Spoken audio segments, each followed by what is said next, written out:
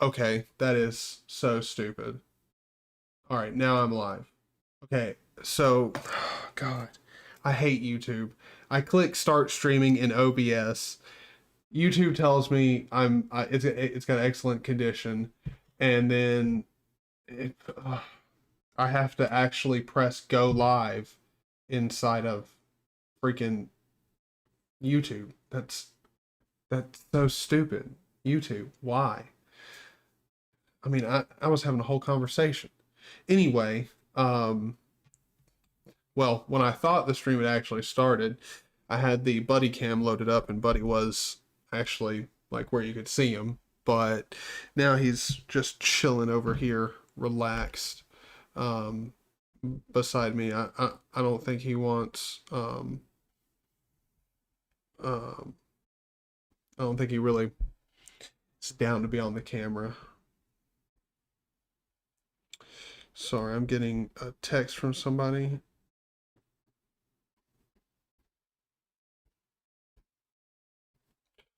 All right.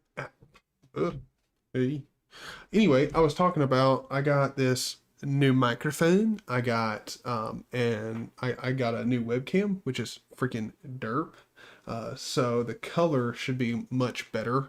I also redid the lighting, so I actually have like a hair light that'll sort of like separate me from the background, which I think has helped out a lot with the camera quality. I mean, I'm not 100% sure, but seems pretty nice, especially for a webcam. I'm getting some pretty good quality out of it.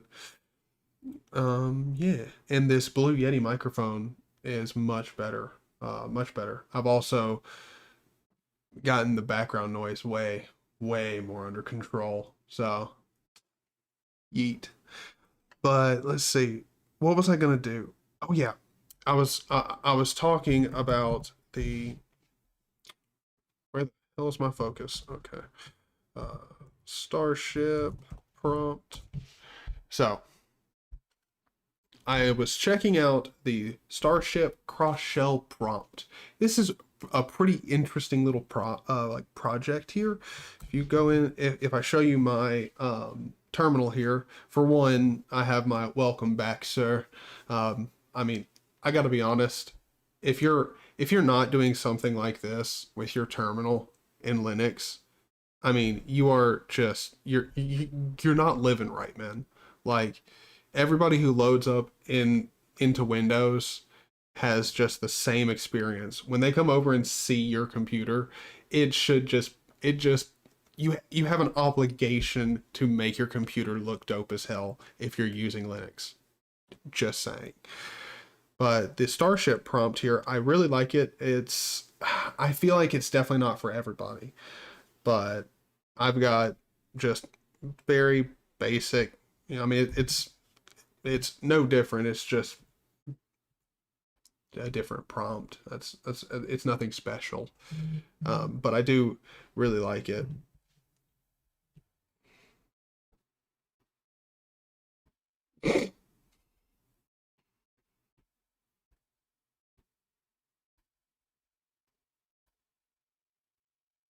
I have someone who's like, I texted him to join the live stream and gave him a link to the live stream. And he's like, "You want me to call you?" I'm like, "No, just join the live stream, buddy." And he goes, "I don't know how that works." What? You what? Click the link. Watch video. Chat. In here. Starship prompt, I freaking love it. It's really it's no different than your regular prompt, other than it is much more extensible, and I think it just looks better. Even out of the box, it looks really good. Uh, Personally, I don't like the color scheme of it out of the box, because the arrow, when it comes set up, at least here on Linux, the bold green is, I'm pretty sure that was the default setting out of the gate. Let me check if it has it down in here. No, I must have got it from somewhere else. Anyway, it's pretty bad. It just doesn't look good.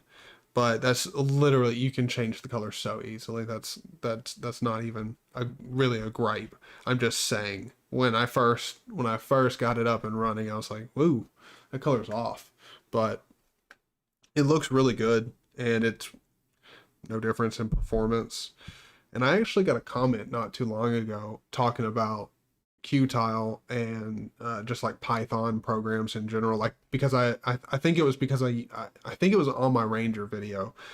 He was talking about like just getting rid of all that Python like bloatware, and I'm like, uh, I for one thing, I'm not sure if he's even serious. But if you are serious, like, mm, I've never noticed a real performance issue with Python as just a regular day-to-day user.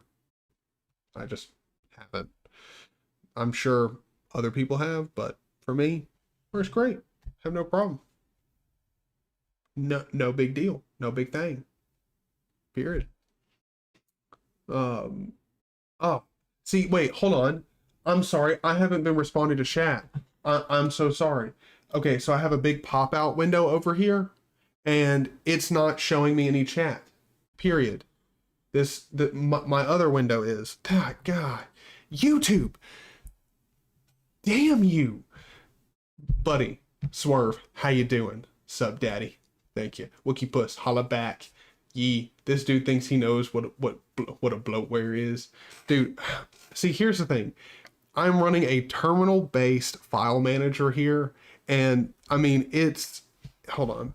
It's fast. I don't have any problem. Like, I mean, I can go in here, I can go down, and I've got my pictures, and even that, like that second of load in those pictures there, that normally never happens. I'm live streaming on a Ryzen laptop right now. Like, this thing, hold on. I'll go in and show you. Let's see what HTOP has to say. I'll wear your boat. I'll bloat your wear, and I'll wear your boat. Thank you, man. But I think you meant bloat, dude. And if you want to take my bloat for me, thanks. I could lose a couple pounds. But let's see here. Yeah, about every single one of my cores is running about 40 to 60%. No, never mind. What am I talking about? No, 50. Yeah, about 50%. It's not that bad. I actually thought we'd be maxing out a few cores, but apparently this laptop keeps up really well with streaming. All right. That's pretty good. That's pretty good. Not opposed to it. Not opposed to it at all. At all. I love your dad. Me too. If only I had seen him in, well, years. But yeah, I mean, I'm glad you're seeing my dad, dude. I'm glad y'all are getting along just fine.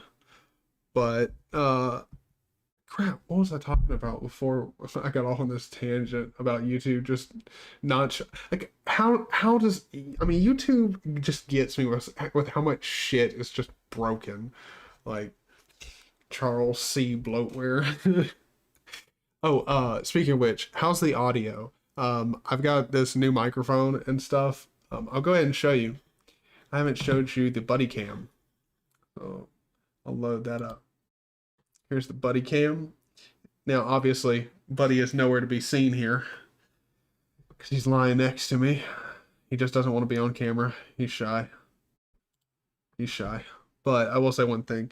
He's over here laying next to my cords. So the next time he like yawns and starts to like get up, he's going to have to move because he chewed on my like power cord for my computer.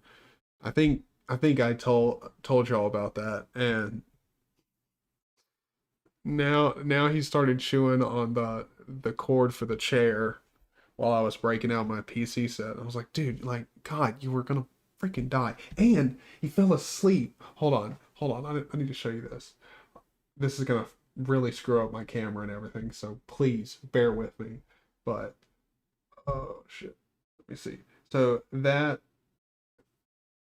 studio light there, I don't know if you can see it like on the camera. Hold on, let me make sure I got this thing put back right. Yeah, I think so. Yeah, looks good. I think so. Yeah. Anyway, I don't know if you could tell based on that, it was fucked. He fell asleep on the tripod and like I guess was dreaming like he was running or something, started flailing, and then he hit the green screen with his foot, pushed it. The green screen fell over and pushed the lamp down. I caught the green screen, but the lamp hit the ground. Luckily, the light and everything was fine. Luckily. But now the umbrella for the light is like dented on one side. So, yeah. Yeah. It was a problem. Uh, yeah, I'm sorry about that. Sorry about you not being able to see anything. See, just so you know, when you swear like that, I have to approve it. And so I'm not going to say keep the swearing down because I have a problem with swearing. Just keep the swearing down because I don't want to try to like have to approve all of your messages. And also, I know you. When they get real bad, I'm definitely not approving them. Okay? Okay? So, yeah. But have you guys been watching any of my like last videos, or is this your first time coming back on the channel just because I invited you? Um, because like I've been posting like videos, and my last one was like good, but I did like I thought I did a really good job on it, and then I went back to it, and after I changed my setup and actually listened to it with headphones, I'm like, oh my god, there's so much background noise.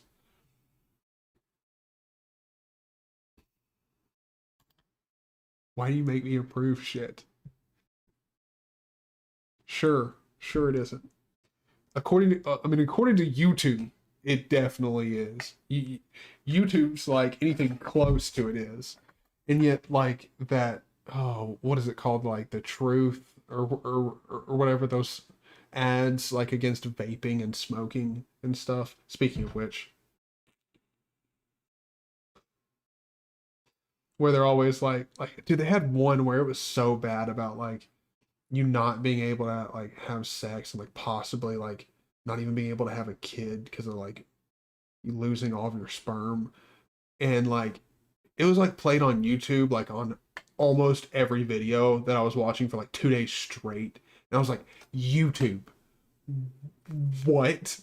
Like I would be watching a video like a DistroTube video where he's talking about like some obscure window manager, and it's like, hey, do you want to like know that your habits gonna like take away your ability to have children?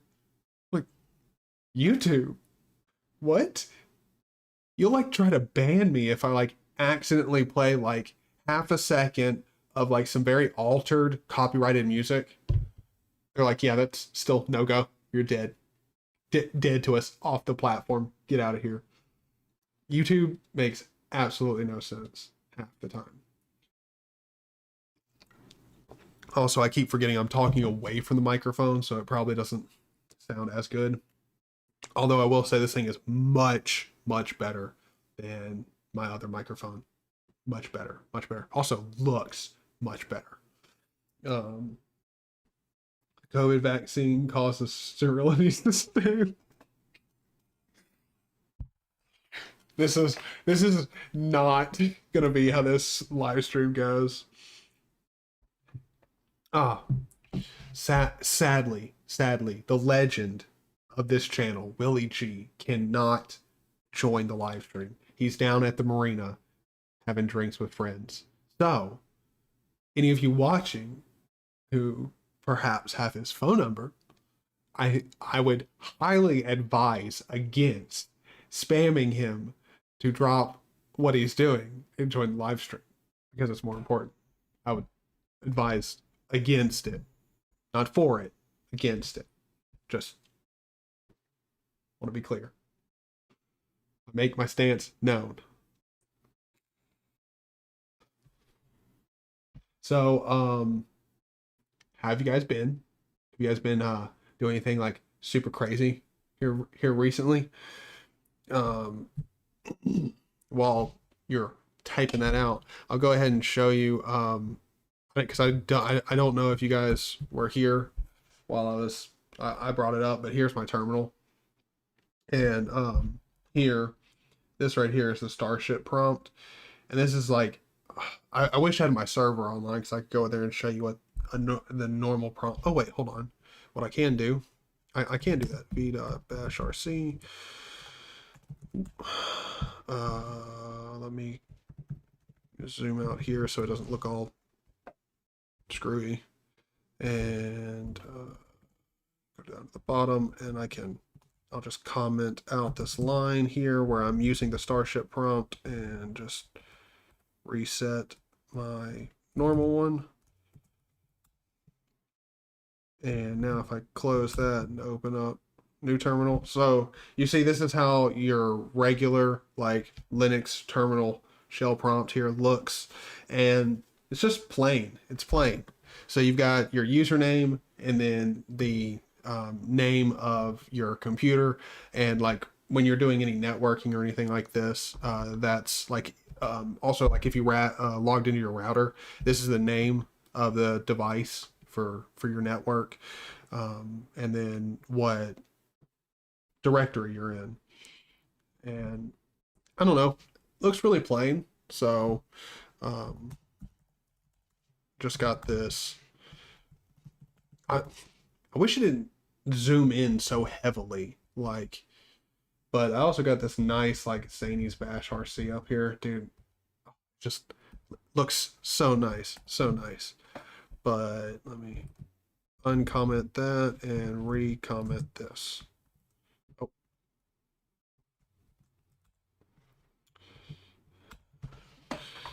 So you can see it looks quite a bit better. It does. You'll notice there is like a. I don't even know how to describe it. It's like probably like a 0.1 millisecond like delay in when it loads up compared to your regular terminal or prompt, like your shell prompt. So it's there is a performance difference, but it's so minute that I highly doubt there's a use case where you're like, it's too slow. Also, I mean, it is written in Rust, which from everything I know, Rust is a pretty fast or very performance enhanced, I don't know, coding language. I I don't know shit about Rust. Just gonna be honest. I mean, like, I know quite a bit of Python. Like, I mean, I could survive in Python. I couldn't get a job doing something in Python, but I mean, also, I don't really do that much in Python anyway. With how much I've talked about Python on my channel, people probably think that like I know a lot about Python, but in general, not really. I just do a lot of customizing to like Qtile and QBrowser, which QBrowser isn't even in Python. I don't think. I can't even remember.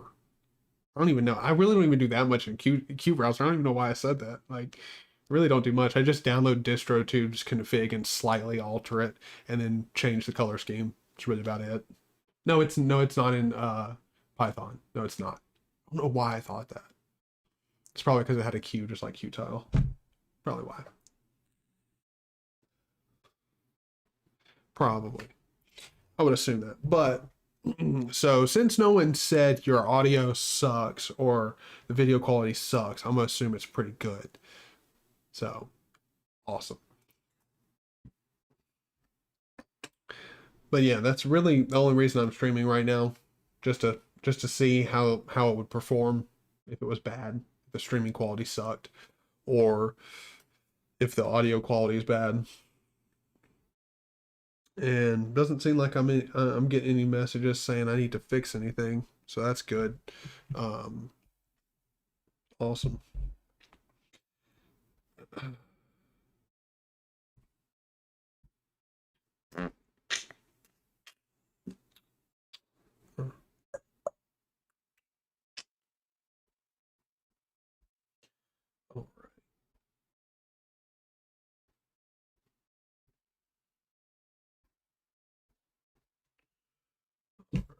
Perfect. Perfect.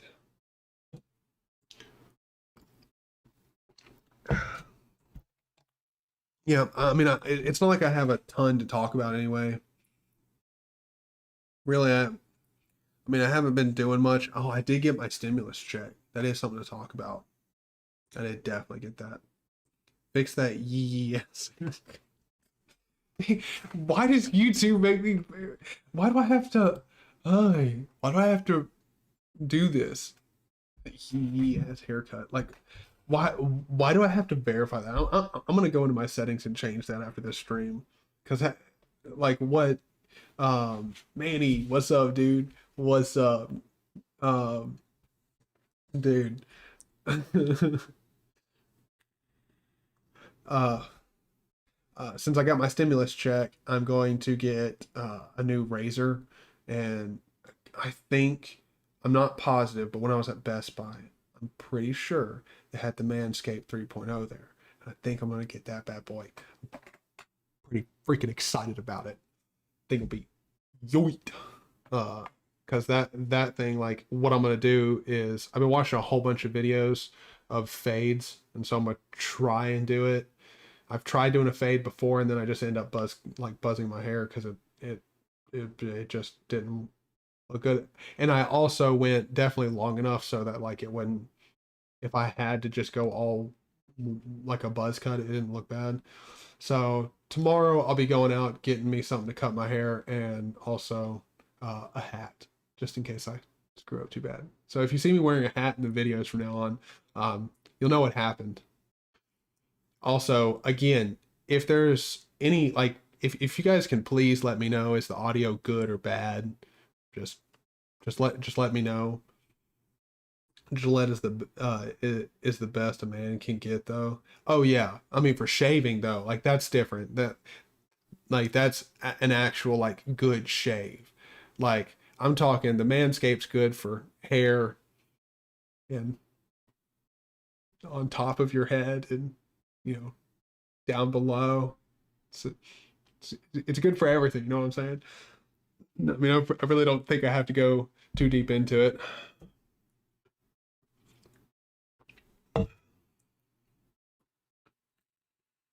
But just let me know, please. Is the audio like good, bad, great, horrible, awful, terrible?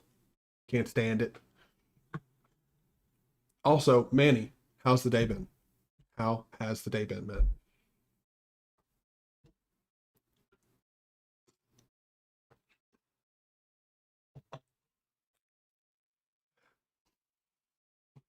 So, I'm trying to think.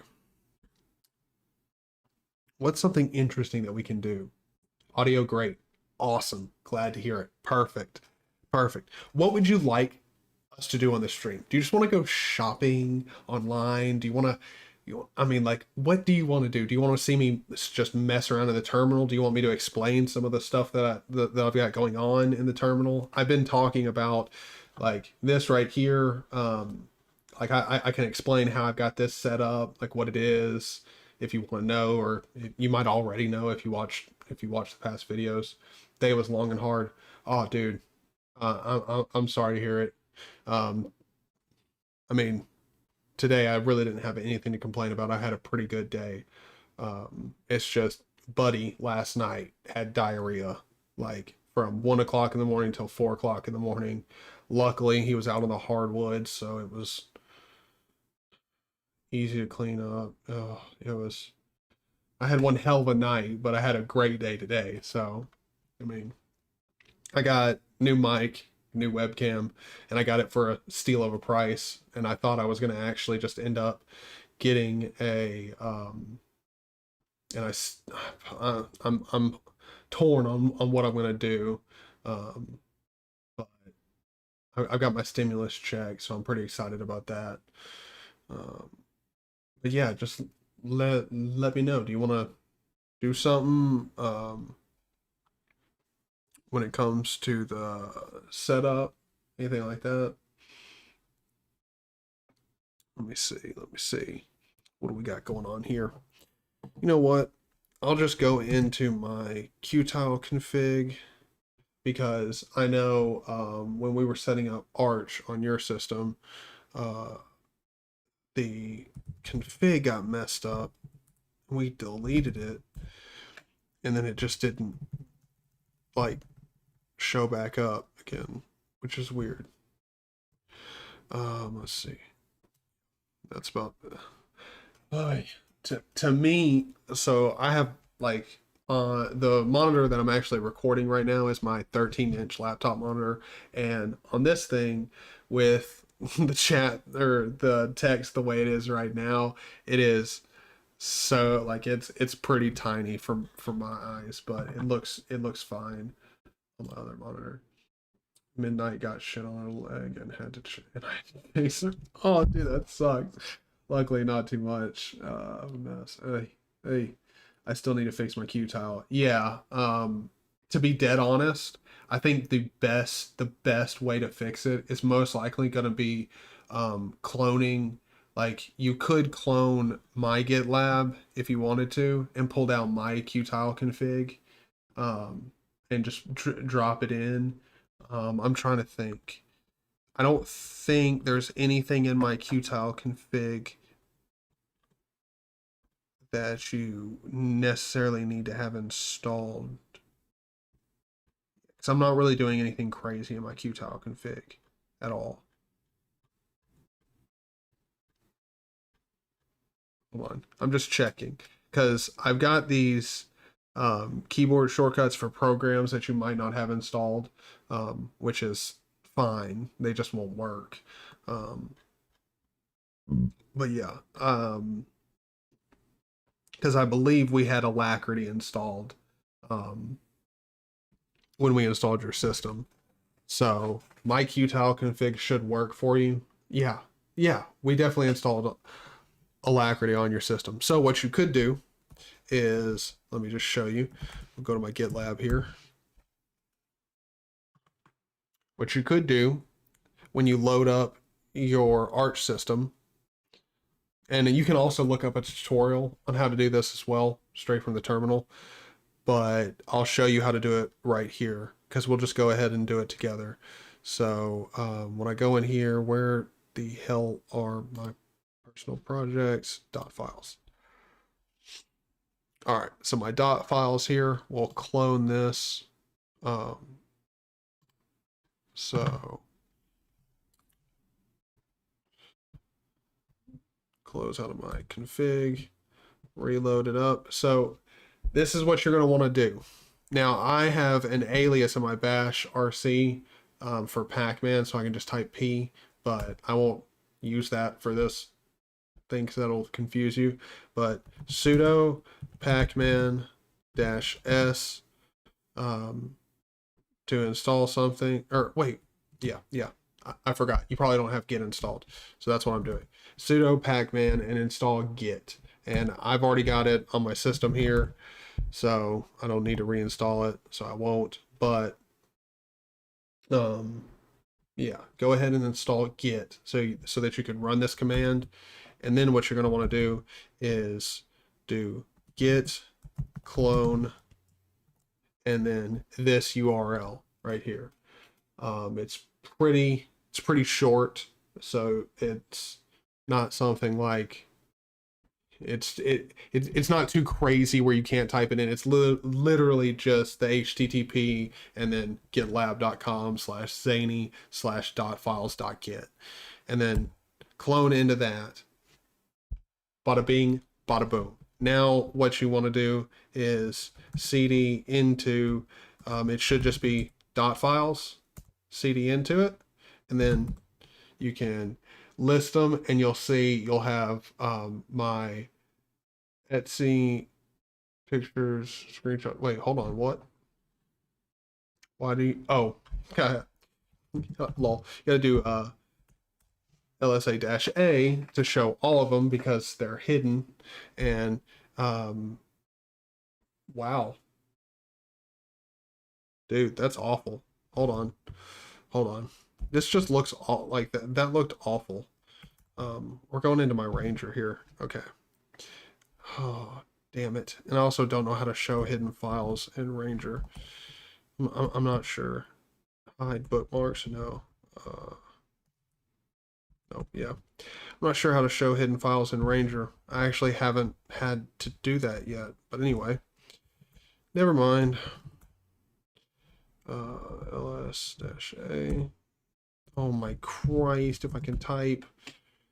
So you'll have my .config in there. Oh, here's what's throwing me up. Hold on. Let me just show you. So these dots here, I for some reason legitimately thought that there was text right over in here because I was seeing my wallpaper and I thought it was just so dim I couldn't see it. No. Here's the .config folder. So all you want to do is cd into my .config, and then you'll see my Qtile, cd into Qtile, and you'll see my config, and then we can vim, and you'll have to actually type out vim, but I have a bash alias that just makes v equal vim. So v and then config.py, and if we zoom out here, you'll see you'll have my config here, and what you can do, hold on, let me zoom back in here. What you can do is just copy that over to the proper place. So you'll just do cp config.py and then put in, you know, tilde/.config/qtile/config.py. You'll run that command, paste it there. I'm not going to do that because I've already got, you know, my correct config. That command shouldn't change anything. It shouldn't, like, I mean, I uploaded it literally yesterday, so I don't think I'm, well, hold on, that was my last change to my readme. Hold on, when did I make my last update to my Qtile config? How up to date is it? 2 days ago. So it was 2 days ago that I uploaded it. So there's and I don't make constant changes to my Qtile config anyway, so there shouldn't be anything different. The only thing that I will say that you need to keep an eye out for is wait, never mind. I was about to say I think these I thought I started these up with a script in my Qtile config, but I'm not doing that. So yeah, the Qtile config, you should just be able to download it from my git, like just git clone it from the terminal, and then just go into that folder there, cd into it, get in there, and should be no problem. You can just copy it, put it where it's supposed to go, start X to start up Qtile, and it should work just like no problem. Now, if you run start X and that still doesn't work, that means you got like some other problem. Maybe Xorg's not installed right, or maybe your bash RC is wrong, or excuse me, your xinit is wrong. That could be it. Not sure, but hopefully that helped.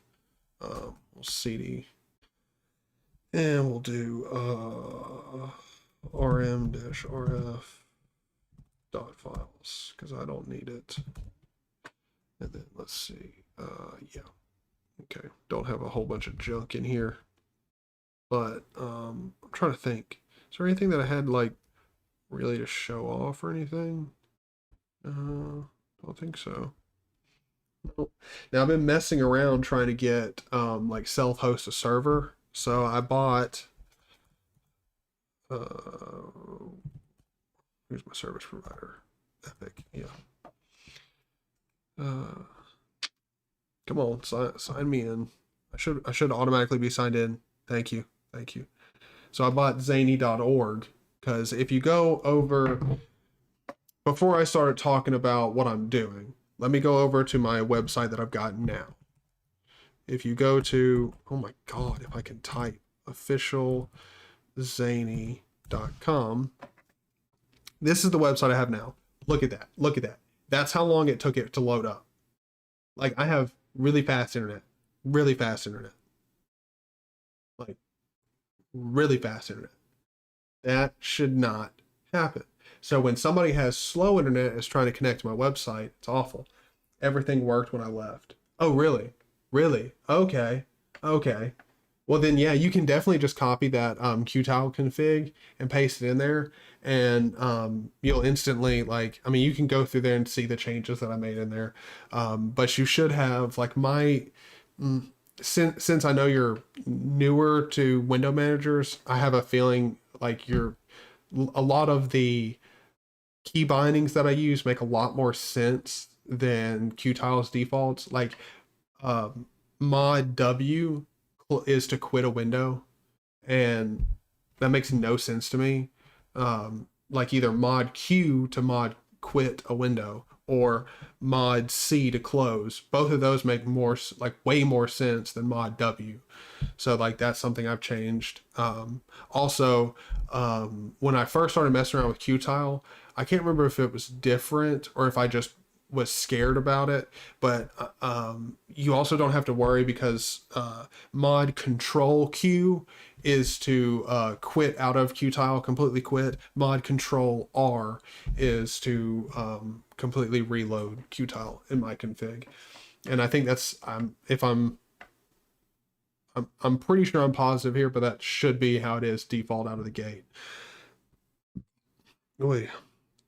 But so my website here, it's a Squarespace site. It is just, it's bloated. For one thing, I haven't done anything with it in quite a while. I mean, I think I've got 3 blog posts on here. Let me see. Yeah, I've got 3. My last one, when was this from? 12/14. Yeah, yeah. So it's from like almost 2 months, like 2 months ago. So, but the problem with it is it's not that that there's really anything wrong with it. It's a good website. It's just, dude, the web is so bloated, so bloated.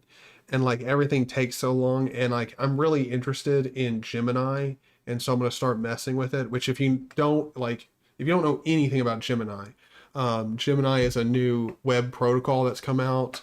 Um, it's like completely text based.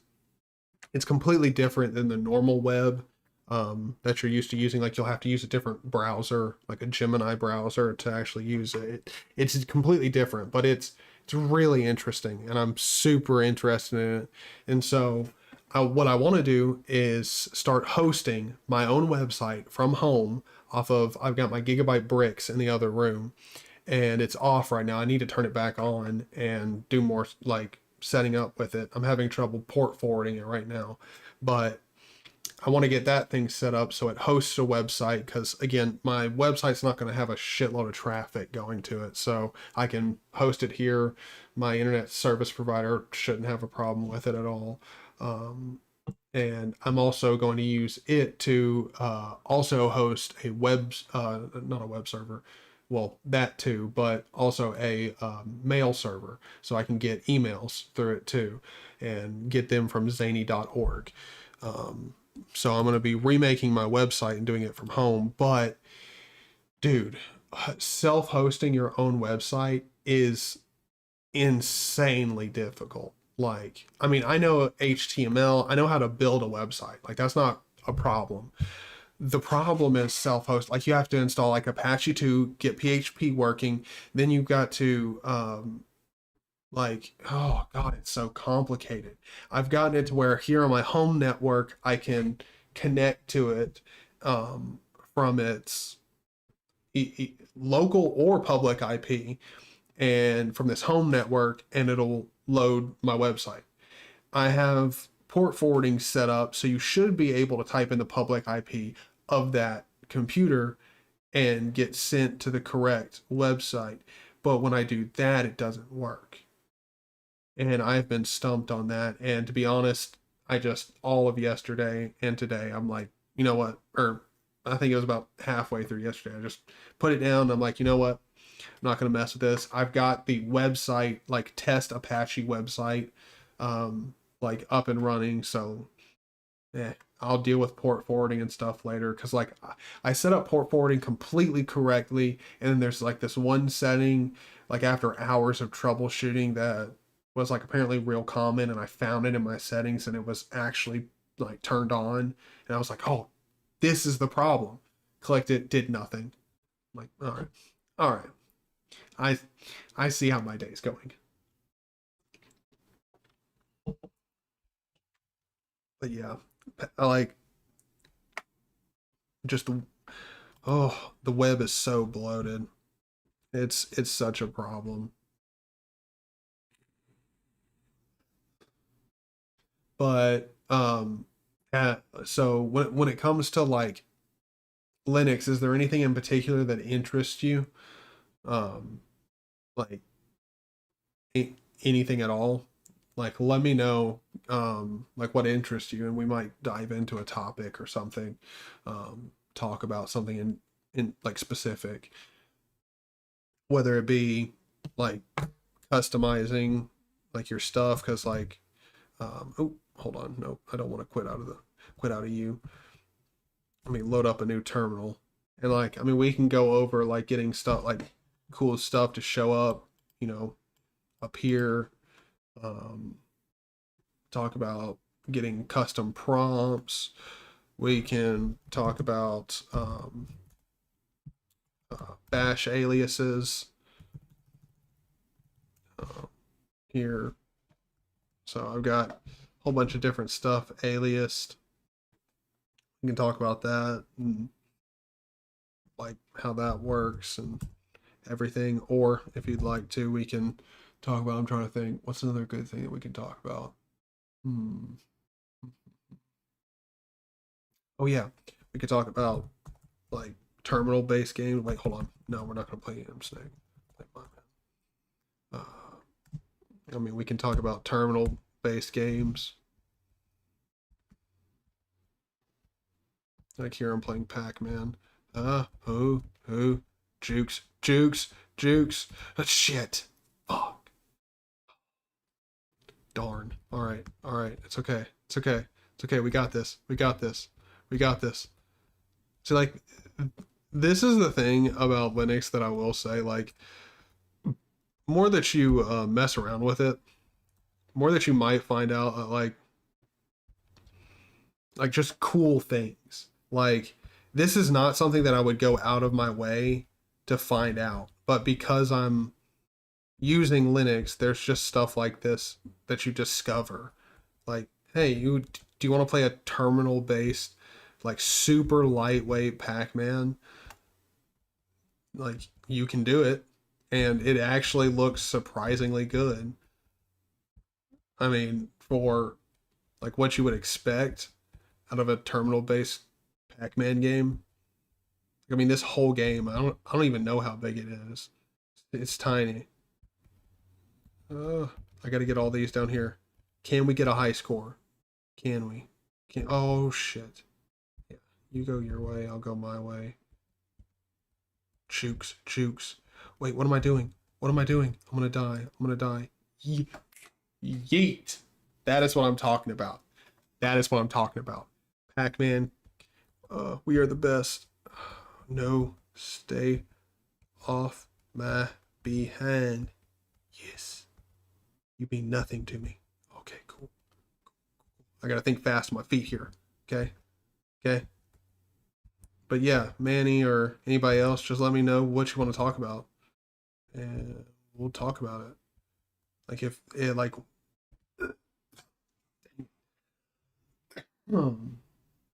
if there's anything in particular about Linux that interests you, like um anything like that, because really in all honesty this live stream was just to test out the audio and everything, and it seems to be working just fine. It seems to be working great.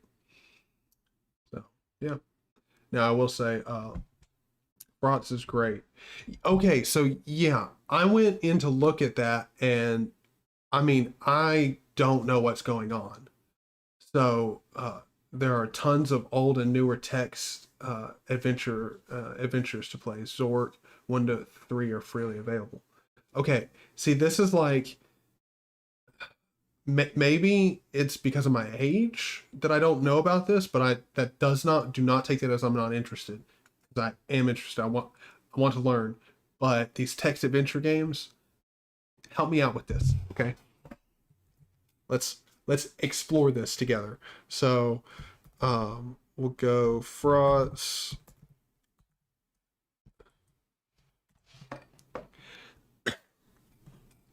Sorry about that. I coughed right into the microphone. I don't know what's going on. Hold on. Let me take a sip of something. All right. So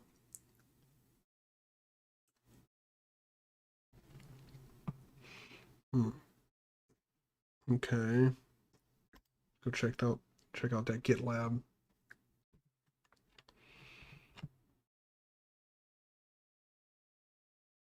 Okay. Dang it, dude. I just took a sip of something to like try and help. I can feel it coming on. The game files will be .z5 or dat, and you frauds the file name. Okay. Okay. Okay. Okay. Versus seek. So hold on. An interpreter for all Infocom and other Z Machine games. I don't even know what an Infocom or Z Machine is. I've got to learn. Originally written by Stefan in 1995 to 1997. I was born in 1997. So this is like legit right as I'm being born. This is getting like hitting production. Okay. So let's check this out. This seems pretty interesting. Thank you for getting me onto this. Like, this is definitely like very interesting. Let's see. Mirrors. What am I doing?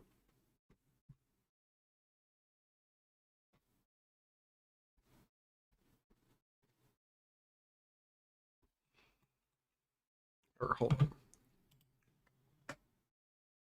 What is this?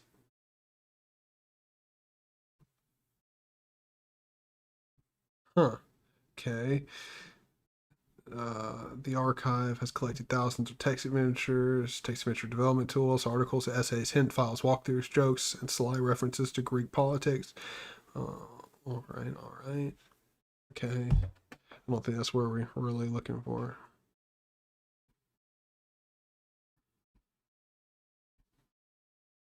Huh. Okay, so do we need to compile it from source, or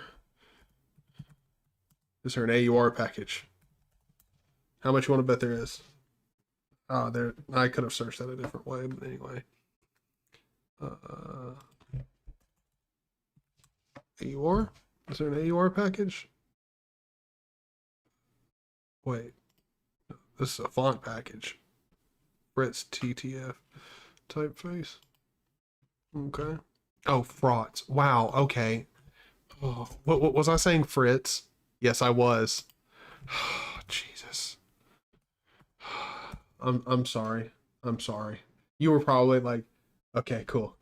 I don't see a message from you telling me that I'm an idiot and I'm spelling it wrong. Awesome. Cool. You were probably typing it out right as I said that. Yes. The game file. Oh wait, 905 is a short one that may be a good first start. Okay, it's from the 80s. Z Machine never existed. It was a virtual machine. Oh, okay. It's in most repos. All right. So, well, hold on. I'm seeing AUR. Let me try it.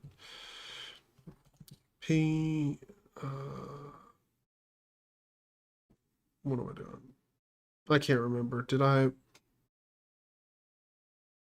can't remember if I made it where I actually have to put the dash s in. I can't remember. Fronts. Damn it! I mistyped my password. Yeet. Okay. Okay. All right. Now let's just see how can I get a hold of a game. So you said 905 by Adam.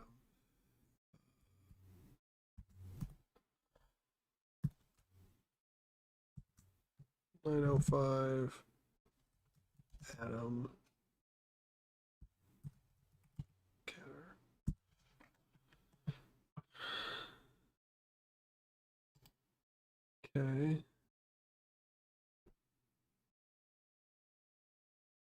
I guess this is like a online version of it.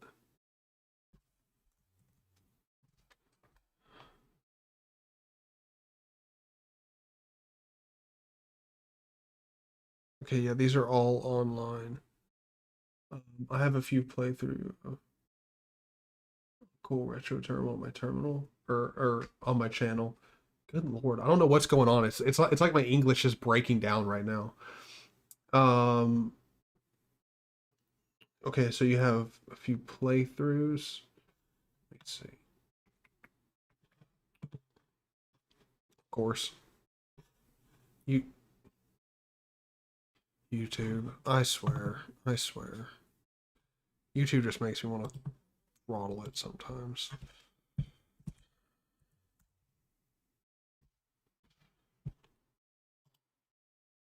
Again, I do just want to say normally my computer is much faster than this, but it is a laptop, so when I'm streaming and stuff on it, it does struggle a little bit.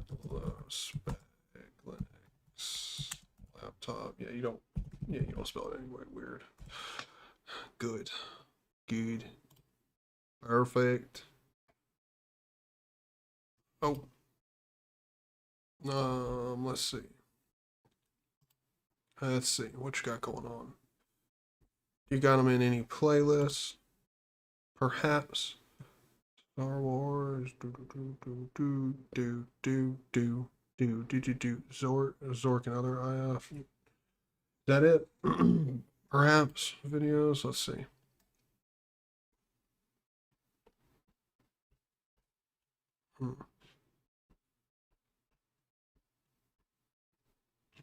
Not seeing.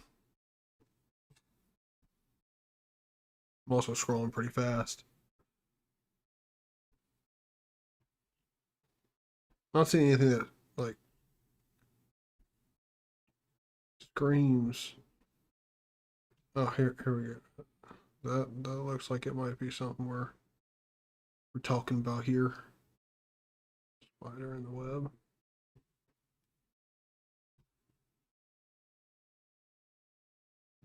Okay. Well, no. How do we get a hold of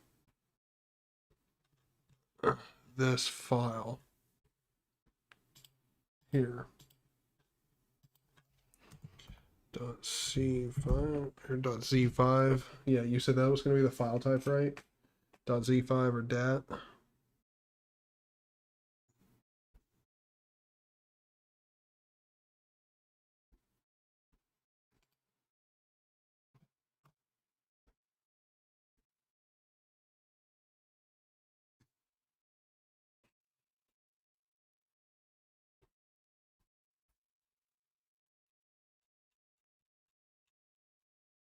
Oh, this is long. This is a long ass website.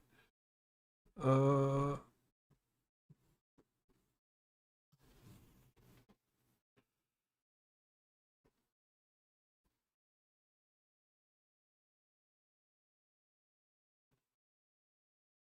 okay.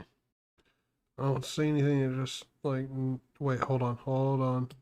905. Here we go. Yeet yeet. That's how it's done. All right. 905. Okay. Okay. Skirt yeet. All right. So now, let's see. We fronts download. Oh, dot downloads. What am I doing? Downloads slash 905. Sends it.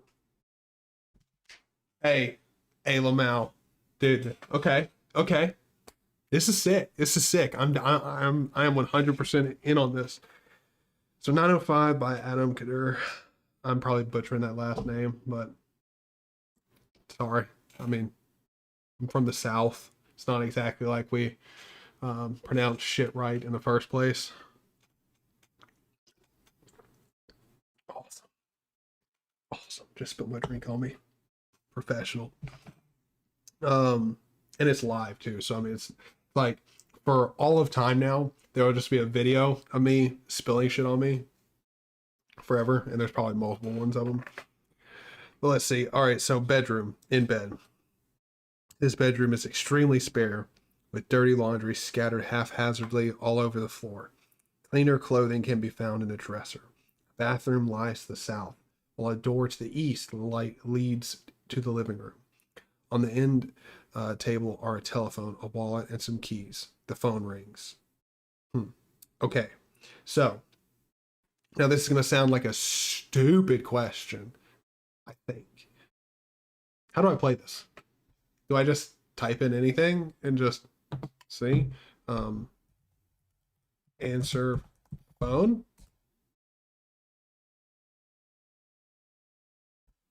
Dude, okay. Okay. I. You pick up the phone. Hadley. A shrill voice cries. Hadley, you haven't even left yet?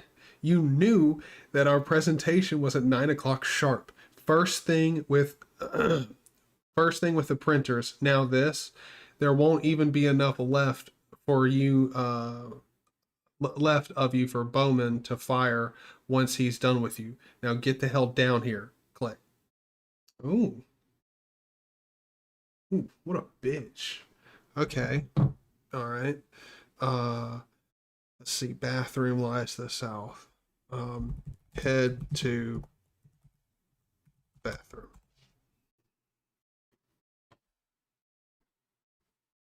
Okay. Go to bathroom.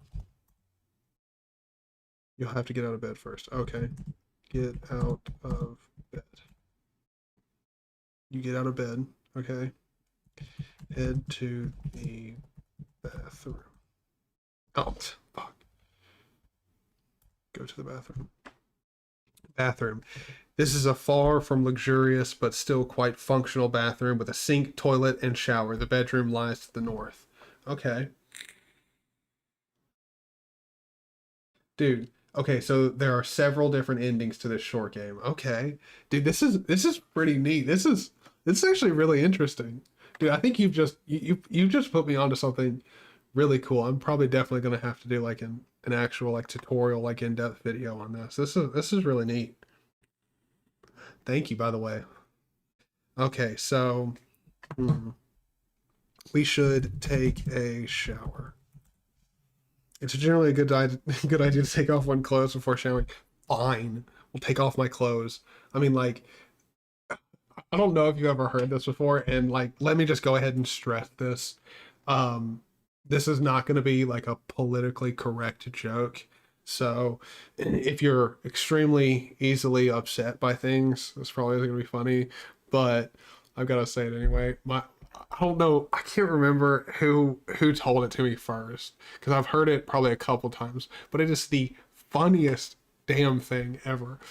But I had this friend who came over and he was like, I can't remember what we were talking about, but he goes, oh really? I bet you shower naked too, you gay person.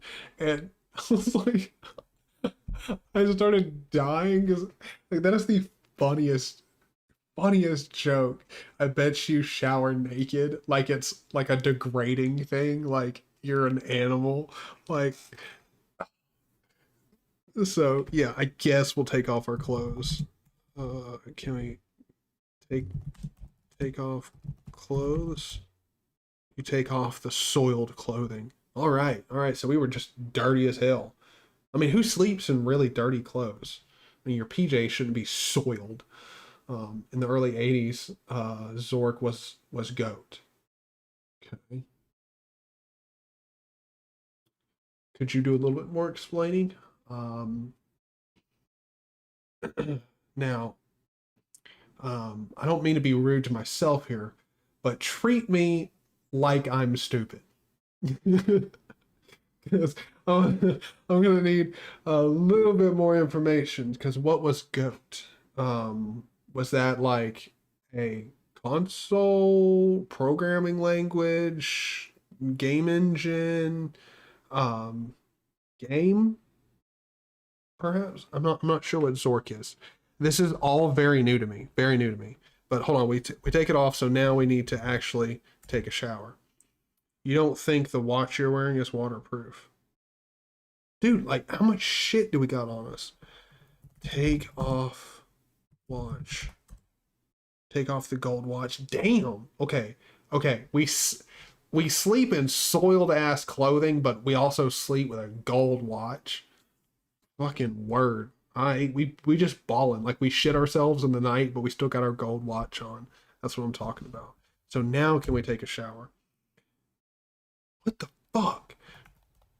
Drop everything.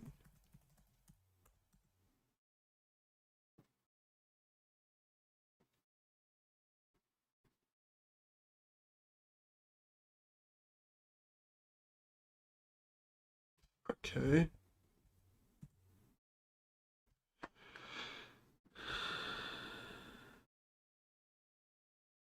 Okay, so we took it off, but we still had it on us.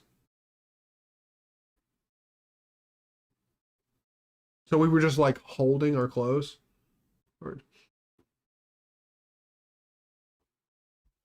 Okay, everybody had Sork in the early days of home computing, greatest of all time, goat. So it's like a computer, like a model of computer. There's a plot twist you may not find out till the end. Okay, okay. So we step into the shower, turn on the water, and within a few moments you feel like a new man. Awesome, but no time to dawdle. You hop back out again and dry off in record time. Word. Um, put on clothes. Oh wait, hold on. Oh wait, no, we did dry off. Put on clothes. First taking the soiled clothing. Putting your soiled clothes onto your clean body would defeat the purpose of having taken a clean shower. Okay, so okay, head to bedroom.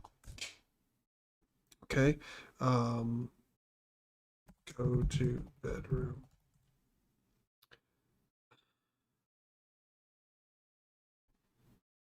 All right, go to dresser. That's not something you can enter. Okay. Open dresser. You open the dresser, revealing some clean clothing. Take clean clothes. Take it. Okay. Um, put on clean clothes. You put on the clean clothing. Put on watch.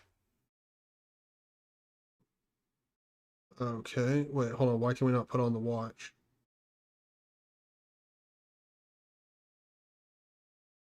Hmm.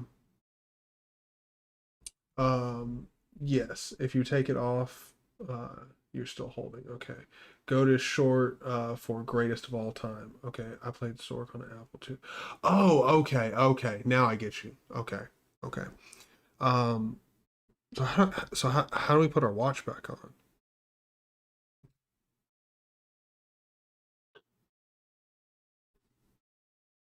I mean, we got our clean clothes. Anything? Uh,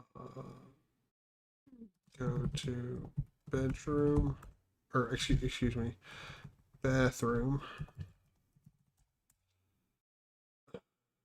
Okay, you can also see a gold watch here. Okay, take gold. Okay, there we go. Put on watch. Perfect. There we go.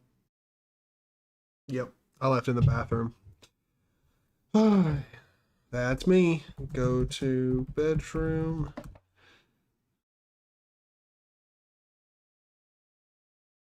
Okay.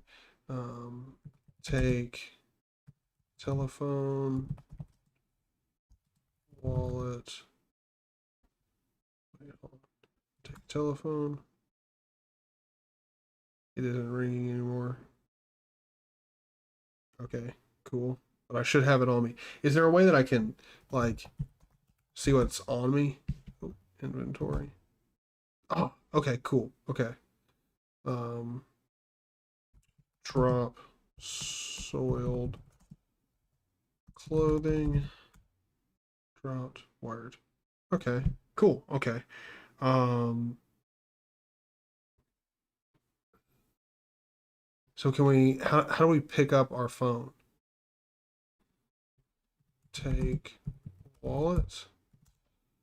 Taken. Okay. Take keys. Taken. Take phone. See, it just says it isn't ringing anymore. How do I grab my phone? Or do I just not take it? You can also combine commands such as get wallet, comma keys. Okay, perfect. I thought I could do that, but I stopped myself. I was like, if it errors out, big deal. Or I mean, if it errors out, like, I just won't do that. I'll just type it out. It's not that hard.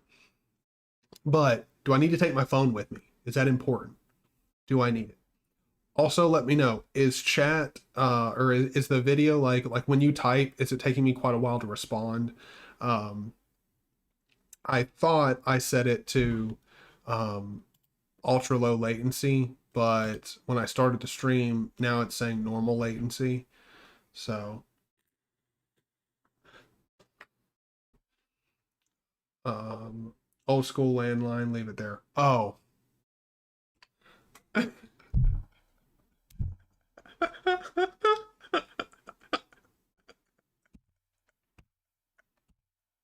Dude, I'm dead.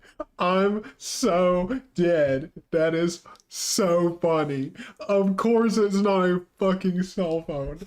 Oh my god. I, I I'm dead. That's so funny. Oh, oh my god. Okay. So let's see. Um, hold on. Let's see. Oh, no, that's not what I wanted to do. I guess we're just gonna leave bedroom. Please be more specific. Okay.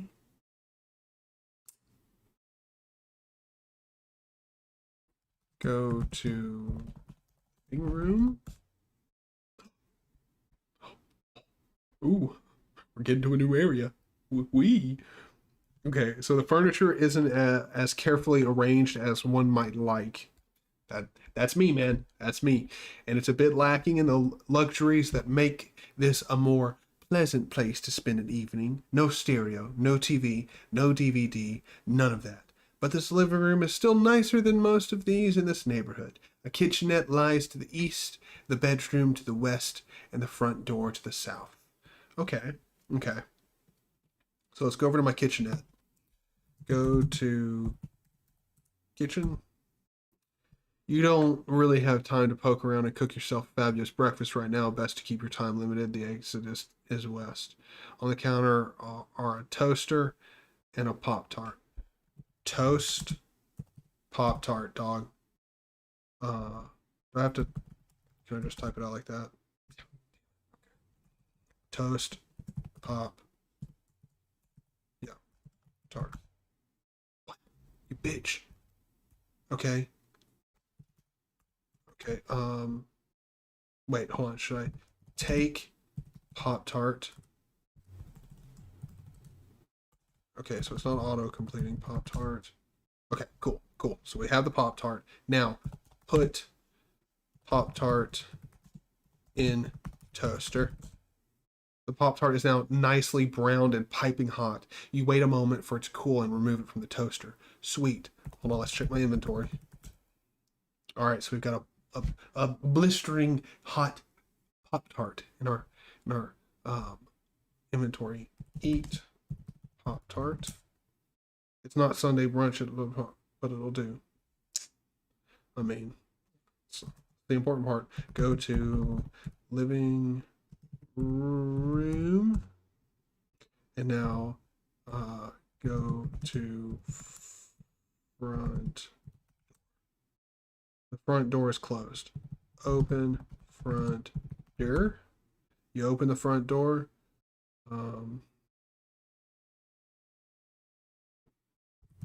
Exit home. Okay, leave home. Okay, leave front door, question mark, but you aren't in the front door.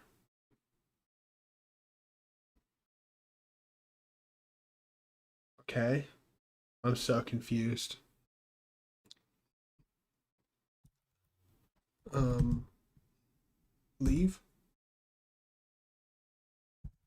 Leave south. Okay, all right. Wait, shit, I should have closed the door. Hold on, can I go north? Living room. Okay, go to front, or yeah, front door. Okay, well, can I close front door? Yes.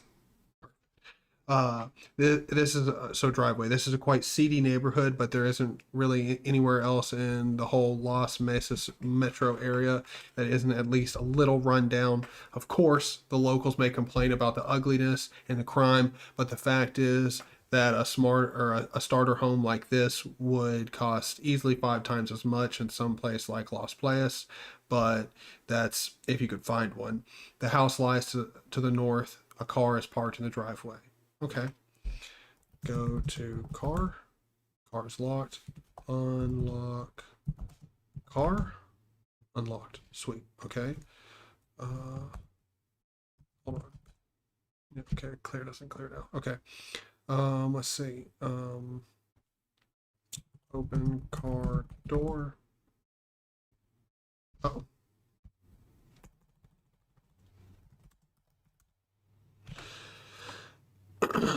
Okay, you climb inside and start up the engine. Driving.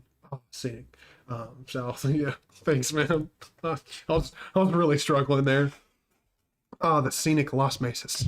Man, this place is an absolute toilet.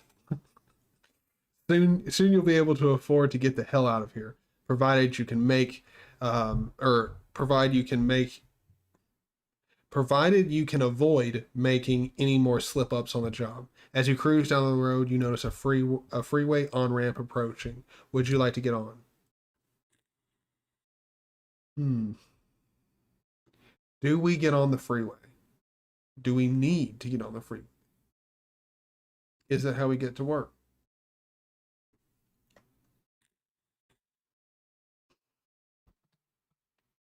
Do we take the freeway to get to work? Yes, yes, yes. Because we need to get to work fast. Okay, you start to change lanes, but you notice that the ramp is out of service today, some sort of maintenance work. But that's okay, there's another on ramp less than a mile down the road from here. You keep driving. As you cruise down the road, you see a familiar Lungent Technologies building approaching. Would you like to stop here? Oh, shit. Where, where do we work here? I can't remember where we work. Please answer yes or no. Come on, come on, come on, come on. All right. Damn it. I don't have anything to flip. Okay, hold on. I got my vape here. I'm gonna toss in my lap. Logo side is yes. And then like information side on the back is no. And it landed straight up. Damn it. Let's see. What did it land on? Information side. So that was no. Okay. Okay. Damn it. And you said yes. Okay. Okay. So we're going to say yes. I'm going to go with your advice here. Yes. Lungent Technologies parking lot. You're at the employee's entrance to the Lungent Technologies building. There is a slot by the door next to a sign reading insert ID card here. The car is parked in the parking lot. Okay. Insert car or ID card. You. Oi. Oi. Oi. That was a gnarly sneeze. All right. Let's see. Insert ID card. That gave an error. Oh wait. Hold on. Leave car. But you aren't in the car. Okay. Okay. Lock car. Perfect. Okay, so we're standing outside the car. Dude! In the parking lot. Ooh. Oh, hold on, give me 1 second. I gotta blow my nose.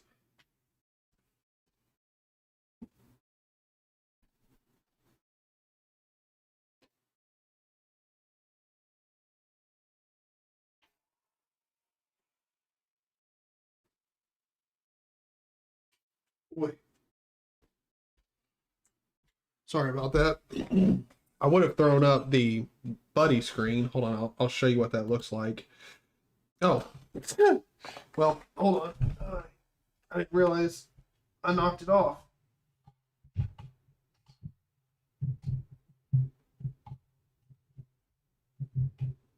There we go. Oh. So that's the buddy cam. Sorry if that was like really disorienting. But yeah, so that's the buddy cam. And normally he'd be in there, but he's you know, not want to be on camera. He's passed out over here next to me. All right, so let's see inventory. Okay. Some keys. Okay. Okay. Insert key.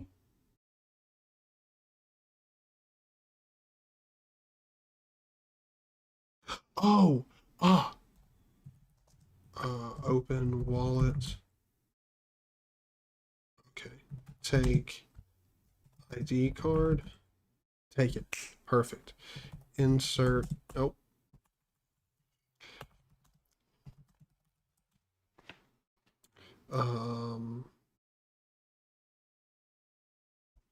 Two.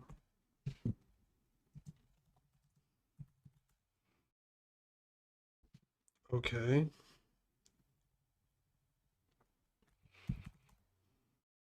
Okay, so what are we supposed to insert it into? Open wallet, get card, put in slot. Okay, yeah, but door slot? Nope. Okay.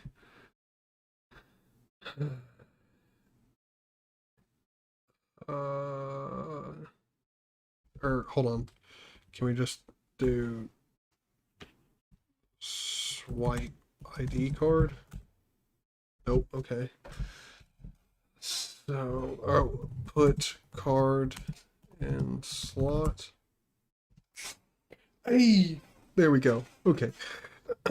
Just that verbiage, man. I just got to get the verbiage right. You are standing in a hallway near the back entrance to Lungent Technologies. The hallway leads north to the reception area and the south to the parking lot, while a door marked Matthew Bowman lies to the west. Okay. Okay. Not gonna lie, I don't even know what our name was. I've already forgotten it. So this could prove problem. There's a cubicle here. It is marked Hadley. Okay, so let's go to Hadley's cubicle. Okay. Just simply put card in slot. Yeah.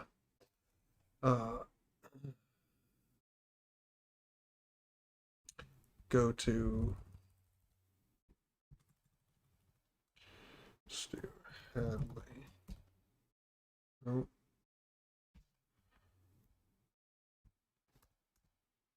Oh, okay. Go to just cubicle. Yep. You get into the cubicle. On the desk are a form, a pen, and a note. Okay. Read form. This is a form numbered F209. It is filled out but not signed. Do we sign the form? Sign form. You're not holding a pen. Okay. So take pen. All right. Sign form. Someone passes by the cubicle as you sign the form. You look up just in time to see Bowman's door click shut. Okay. Put or drop pin. Okay. And then go to... Wait, hold on. Let's check my inventory. Inventory.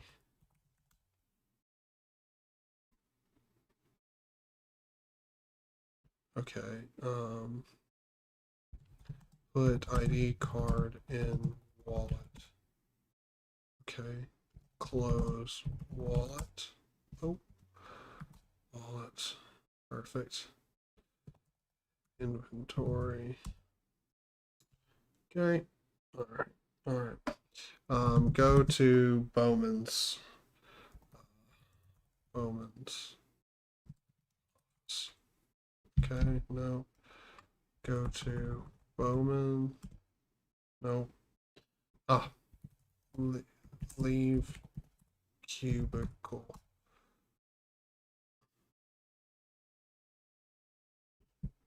Go west. That note suggested that walking into Bowman's office without the form wouldn't be very smart. Oh, okay. Go to cubicle.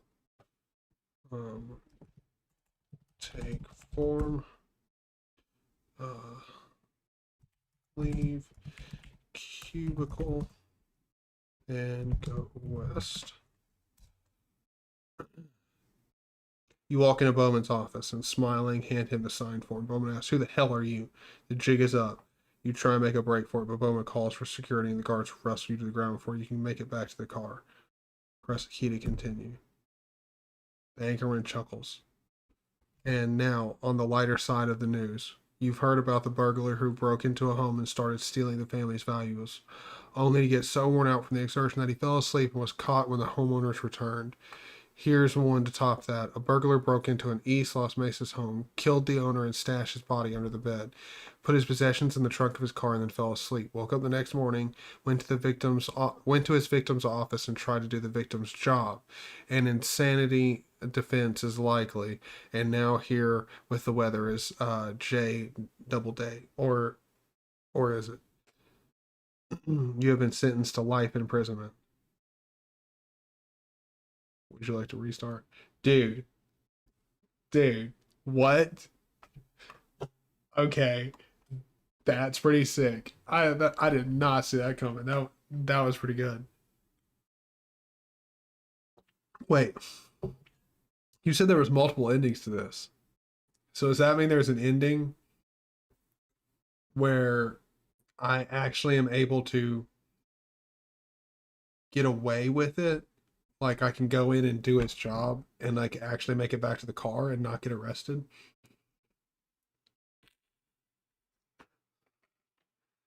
Because that's pretty cool. While you can look under the bed and see the guy you killed. You can get away or crash also. Dude, okay. That's pretty sick. That this is really sick, man. This is really cool. Okay, let's see some more. Um the Acorn Court, an interactive text adventure. Let's see if there's just anything on here that like straight up just like piques my interest. Advent, and I'm looking for specifically .z5 files since I know those work. I mean, if you want to let me know if any of these will work, period, just let me know. Um, let's see. 350 points version. Adventureland. Yes, there is an ending where you can get away with murder. Don't go to the dead guy's work for that one. Okay, okay, okay. Huh. Oh, so I could just keep driving. Oh, oh. You know what? Screw it. Screw it. Mm. Okay. Phone rings. We're not going to answer the phone. Go to bathroom. You'll have to get out of bed first. Okay. Get out of bed. Okay. The phone rings. Get away. Get away. Go to bathroom. This is pretty fun. Andrew Plotkin makes a good one. Or makes good ones. Okay. Okay. I'll check him out.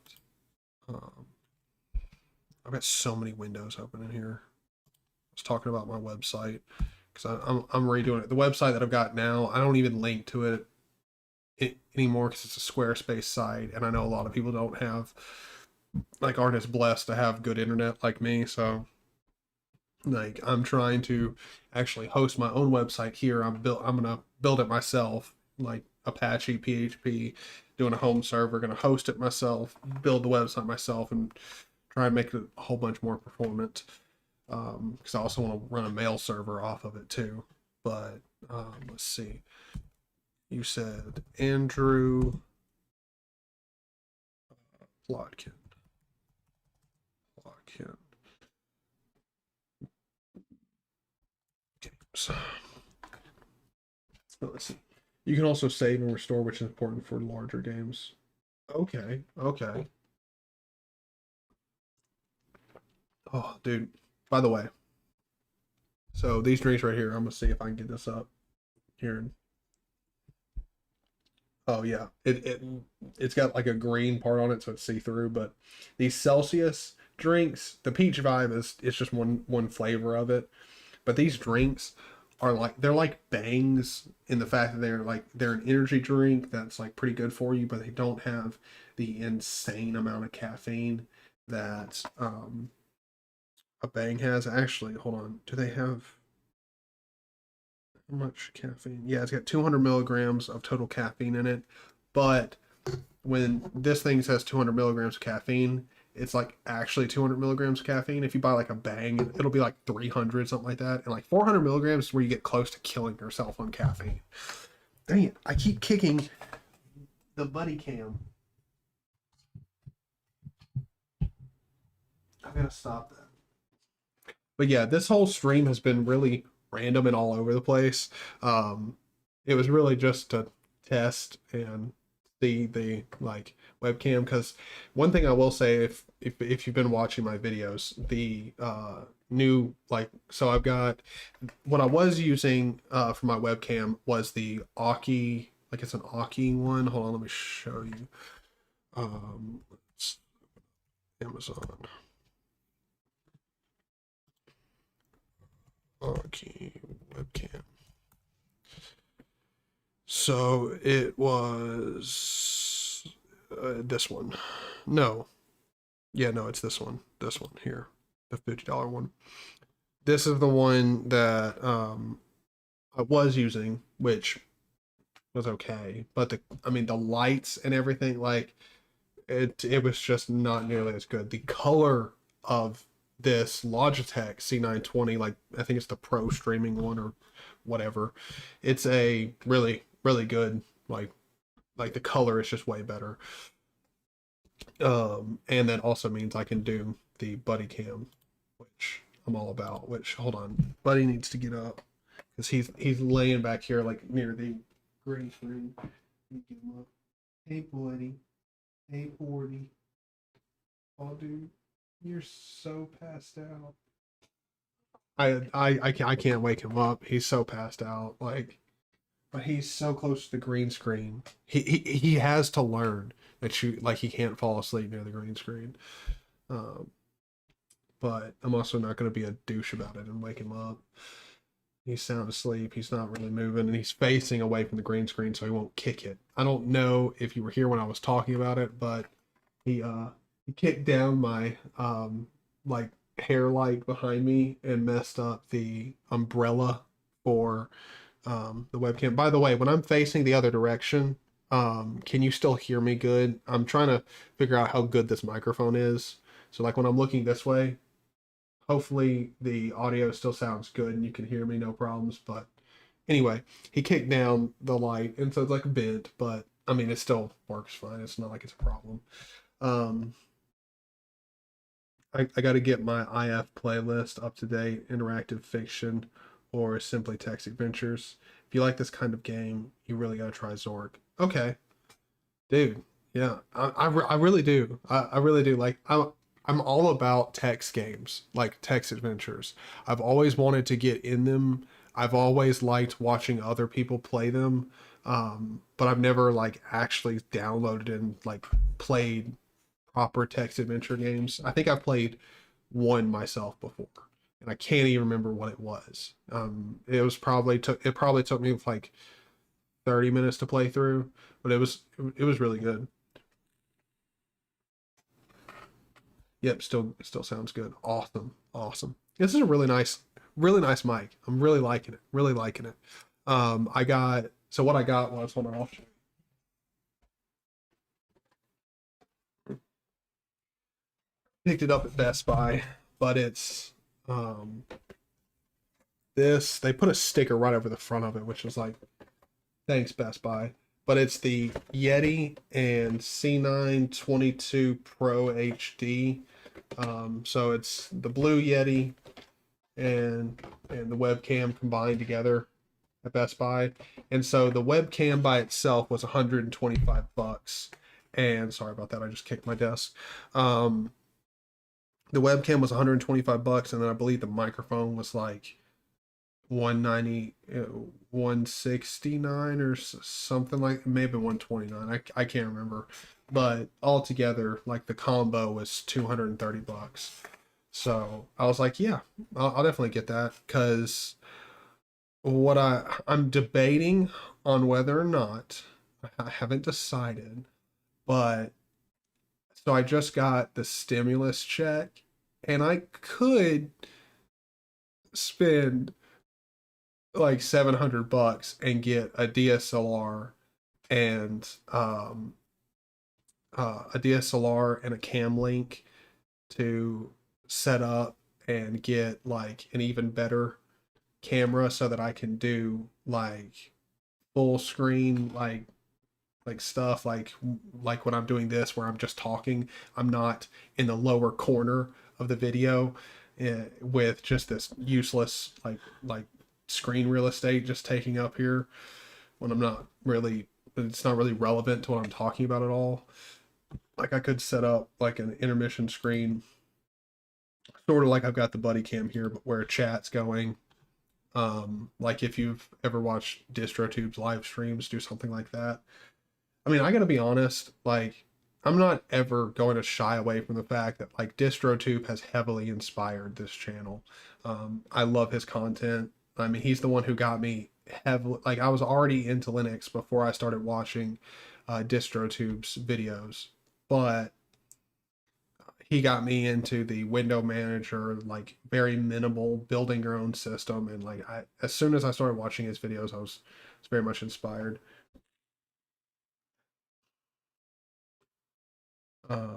IO jailbait on the interstate is another one that's short and fun. Okay, cool, cool, cool, awesome. Well, I got a question for you. I got a question for you. So do you think that I should get a DSLR? Because like that's a lot of money, and I can afford to do it.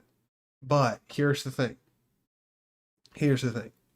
So I've actually like I've been planning to do this for quite a while because I've been cutting my expenses down, and on top of that, I've also been preparing to quit my job and do content creation full time.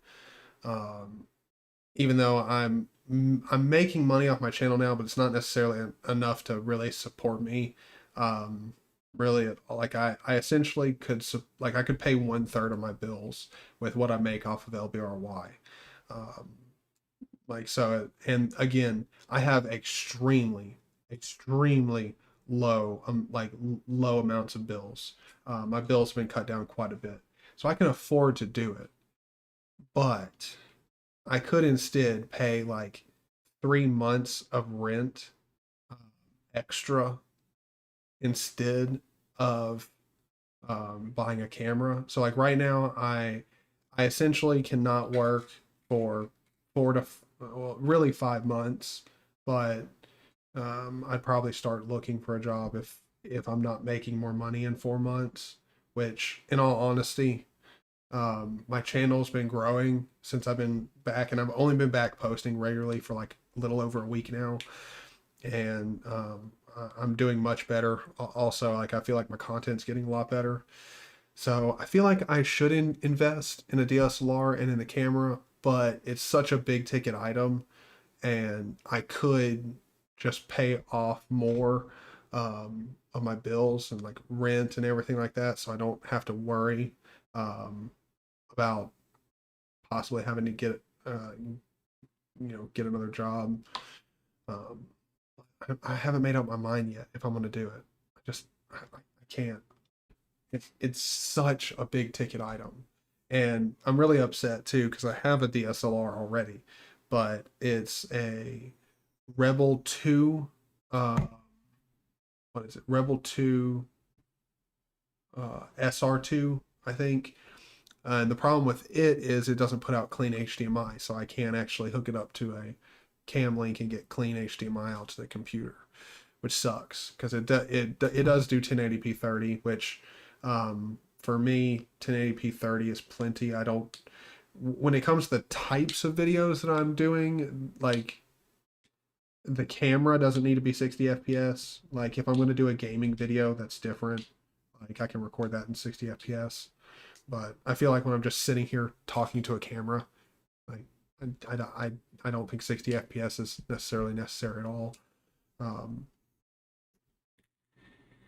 yeah, I'm torn because what I want to get, if I'm going to get a DSLR, let me just go to Best Buy because I know I was looking at it there. I'm pretty sure I was looking at it there. Was I? Nope. Okay.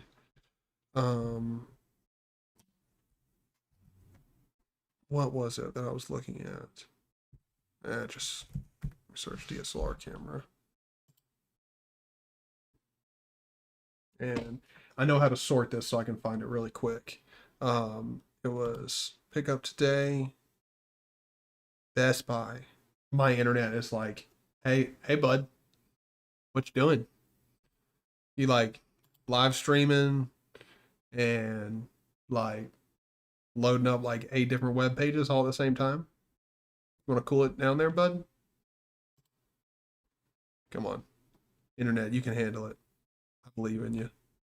Okay, so I was looking at the Canon EOS Rebel T7 because this is about the cheapest camera that you can get, and I've checked on it. It does output clean HDMI, or at least according to a couple sources online, it does. The T7i is the only one that's actually like, or at least out of the T7 line, T7i is the only one that's verified by Elgato. But everyone online said that you just have to change a setting, like you have to change it from autofocus to manual focus, and it'll output clean HDMI. But I mean, this camera is not going to be the whole purchase because I'm going to have to get the camera, then I'm going to have to get a tripod, and then I've got to get the cam link. And I might also, just to be safe, I'll probably also get an extra micro HDMI cord. I think I've got one around here somewhere, but with all the shit that Buddy's been chewing through here recently, who knows if I still have it. So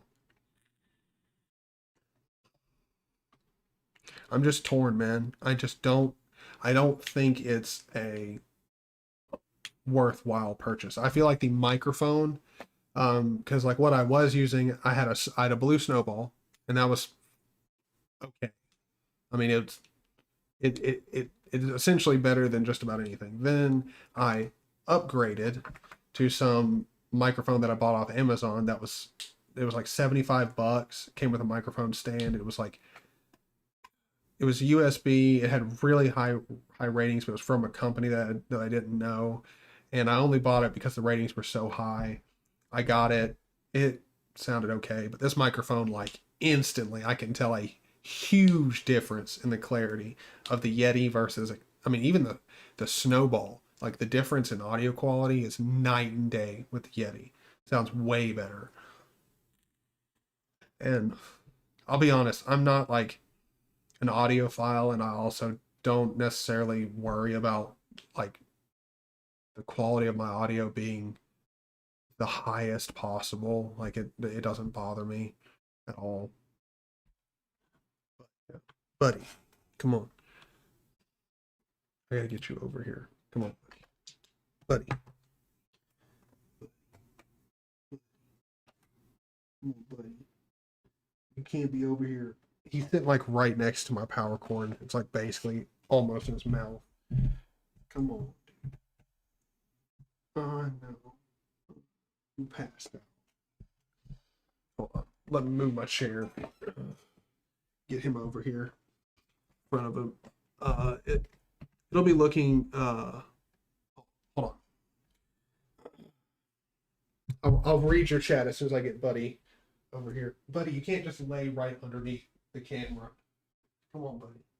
Come on, buddy. Come on.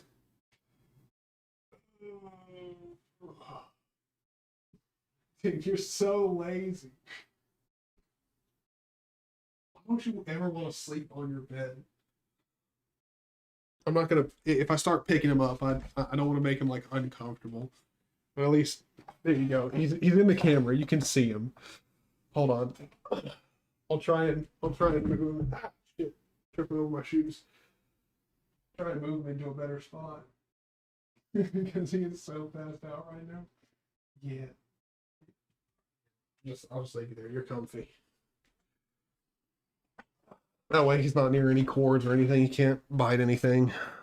Let's see. I'll be looking for a cheap cam and mic when I get my tower built. I think sound and good capture is more important than a camera.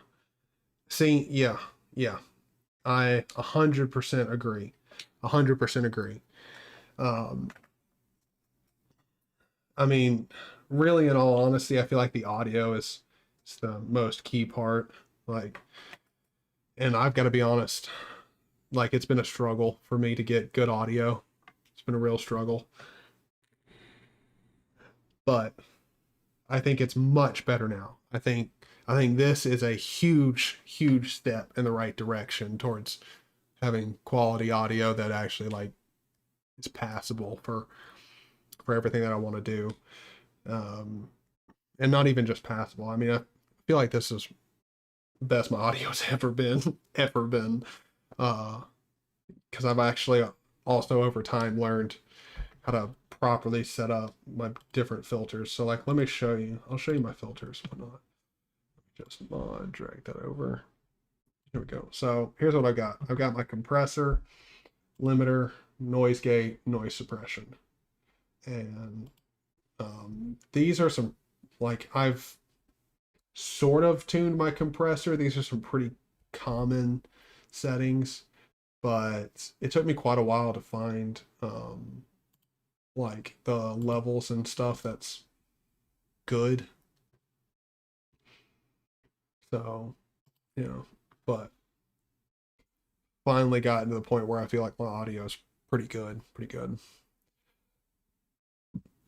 Hold on, let me switch back over here to the buddy cam, because that's going to be my way of checking in on him too, making sure he's not doing anything he ain't supposed to.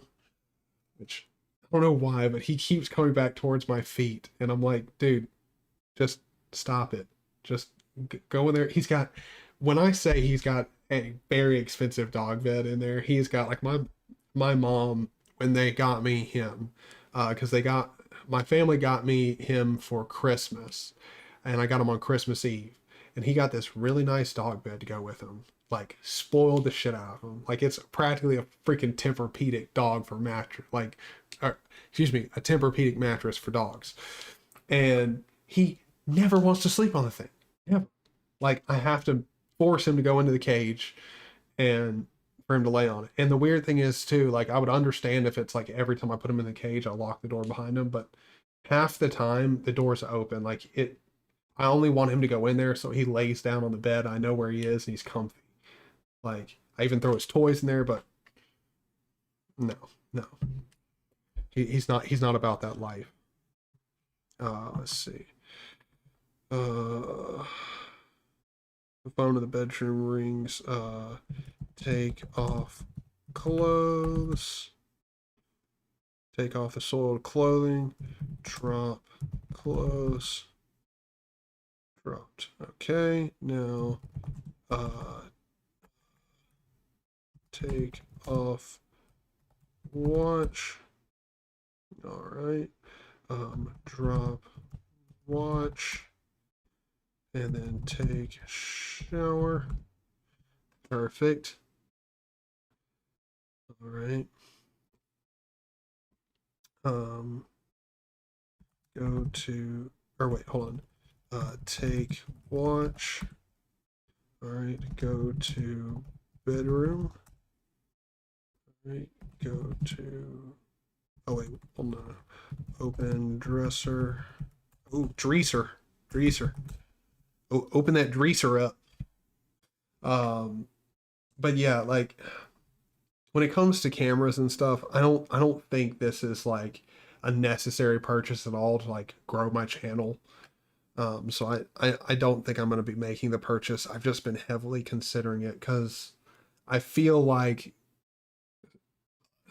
there's quite a few videos that I would want to do, but I hesitate to do them because I don't like they're not really pertaining anything to like doing anything on screen.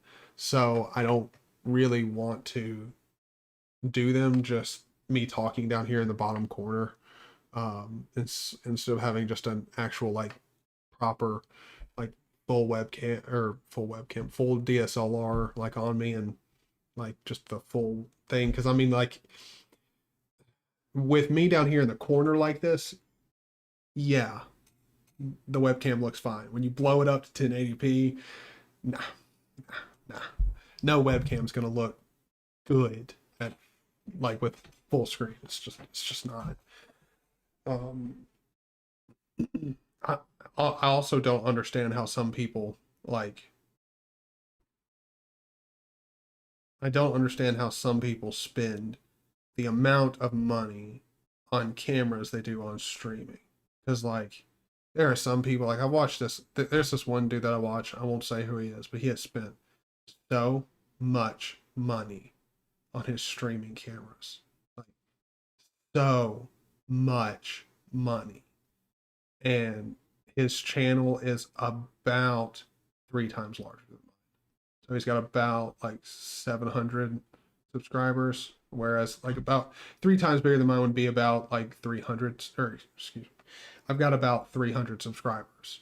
So you would think it would be like 900 or something like that. No, it's about 750 subscribers, and he has spent like at least 7 grand in the stream cameras that he has. And well, I mean, he uses them for streaming and for making videos, but I mean, they look great. But I mean, like that's so much money to put into something that's like, I mean, it's just an unnecessary amount of money. Like I don't really think when it comes to like YouTube or anything like that, someone's going to be able to really see. Like that's why Linus Tech Tips and they're like 4K like red cameras make absolutely no sense to me. Like I have a 4K monitor, and they're like when it comes to 1080p, I can sort of on my 4K monitor, I can tell a difference between 1080p and 2K on YouTube, and the difference is like, I mean, it's like noticeable, but it's not much. 1080p looks fine. 2K looks good. Looks like good. 4K looks, I mean, about the same as 2K did. Maybe is actually really close to like proper native 4K on your own device, but it's not exactly there. Like it's, I don't really get it. Like you get diminishing returns when you get up to those high ass levels. Um, but anyway, let's take clothes. Okay, put on clothes. Okay, put on my watch. Right. Now go to living room. Oh wait, hold on. Oh no, wait, yeah, we do need to go to living room. All right. Dude, that phone in the bedroom has been ringing for like 10 minutes now. Come on now. Let's see. Let's wait, I'll go to bedroom because we got to get the keys and wallet. Yeah. Take wallet. Okay. Take we're not going to take the well, obviously we're not going to take the phone, but we are going to take the keys. Okay. Go to dude, oh my god. But he moved and like he like moved his like toe or nails like down my desk, and dude, it sounded like a woman was like whispering for a second. Like I got fucking chills. Like that was scary. I was like, what? It sounded like a version of like my sister, like when she was like really young, just like making some like weird like whispering noise, like if she was sleeping or something. Which, by the way, if you guys ever, oh, look under the bed. Shit, look under bed. Okay, look bed. Nope. Okay, go to bed. Nope. Okay, look under bed. Oh, I'm in the living room. Go to bedroom. There we go. Look under bed. Under the bed, you see a corpse of the guy who owns this house. All right, go to living room. All right. Go to kitchen. And we're just, after noticing a dead body under the bed, just gonna, grab us a Pop-Tart. All right. And then put Pop-Tart in toaster. Awesome. Eat Pop-Tart. Sweet. Go to living room and go south. Right? Yeah, go south. Open front door. All right. Go south. Driveway. Close door. Go to car. Unlock car door. Oh, unlock car. Get in car. All right. No. As you cruise down the road, you notice another freeway ramp. Yes. Okay. You have left Las Mesas. Sweet. Okay. So, as you cruise down the road, you notice another freeway. Okay, you merge onto the freeway, crank up the radio, and vanish without a trace. Done. Skirt E.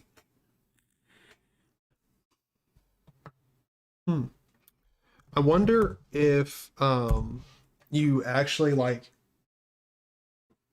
Does the game have like more where if you just keep driving down? Have you tried that avenue? I mean, if you haven't, shit, we'll try it. That's a really fun and interesting game. I like it. This has been a very informative stream for me.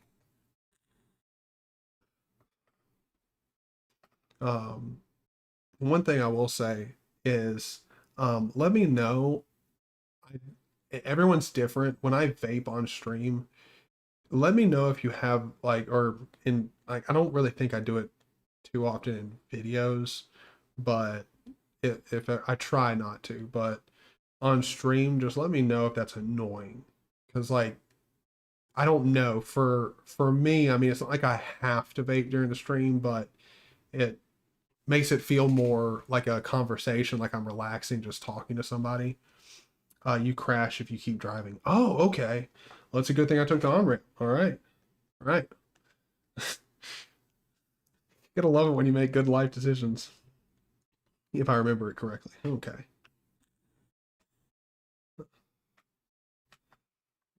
And see, like that right there, where I just blow it straight at the camera. Like I also try not to do that. I do try to like blow it away, but I don't know. Like it's just one of those things where I've never actually asked somebody if that's annoying. And like I mean, I watch streamers who do it, like where they vape on camera. And I've never seen or heard or had a problem with it like at all. I just it's like something about them, their personality. But dude, oh my god, I keep kicking this webcam. I'm gonna have to learn it's there. I'm just not used to having a webcam down like where my feet sort of it like are. I've got it like there's a bar that goes like my desk legs are here. It goes in between there, and then I've got the webcam sitting on that. It's cord wrapped around going up the desk.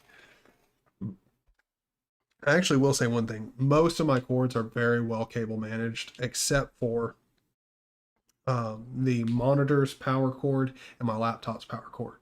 Both of those are um, they're just going into the wall. Um, I smoke cigs. Okay, awesome, awesome. Okay, yeah. I mean, have you tried vaping and tried quitting that way? This stream, I will say one thing. This stream is 100% random, and I do actually love it. Uh, but have you ever tried vaping? Because I like my mom tried vaping, and like for me, I tried vaping and instantly loved it. Like, now granted, when I first tried vaping, I still smoked and vaped. Like I would vape uh, when I didn't want to go outside and like I was just lazy. Like I would vape and it wasn't quite the same. Then the Juul came out and like Nick salts in general came out. And I won't get into the science behind it, but just Nick salts are more like a cigarette in how they hit you with the nicotine. And so vaping hurts. Okay, that's what my mom said. And I had that same sort of issue. Like vaping for me, the first week that I started vaping, it didn't hurt per se, but I feel like that's only because I mean I hadn't been smoking for like years. I had been smoking for a few years at most, but um, like I feel like just because my lungs weren't as tattered as they are now, or like they just weren't as beat up back then. So I feel like I had really bad coughing, like really bad coughing, but it didn't like pain me. Also, that is coming from someone who heavily smoked weed in high school, so like I was pretty used to hacking my lungs out. But my mom, like, she couldn't do it. She was like, I can't stop coughing. For her, it wasn't like painful, but she was like, it just isn't the same. Um, which for me, like it's actually better. I prefer it because for one, there's that awful like cigarette aftertaste is gone. Which oh my god, that is like a godsend. Because like a cigarette, yeah, it's great. It really is. People are like smoking sucks. Like yeah, but you can't just tell that to a smoker and then be like, yeah, I'm gonna quit. Because I mean, me included and quite a few other people actually do enjoy smoking. Like actually doing smoke. Like not everybody hates smoking that's a smoker and wants to quit. Like not everyone's like that.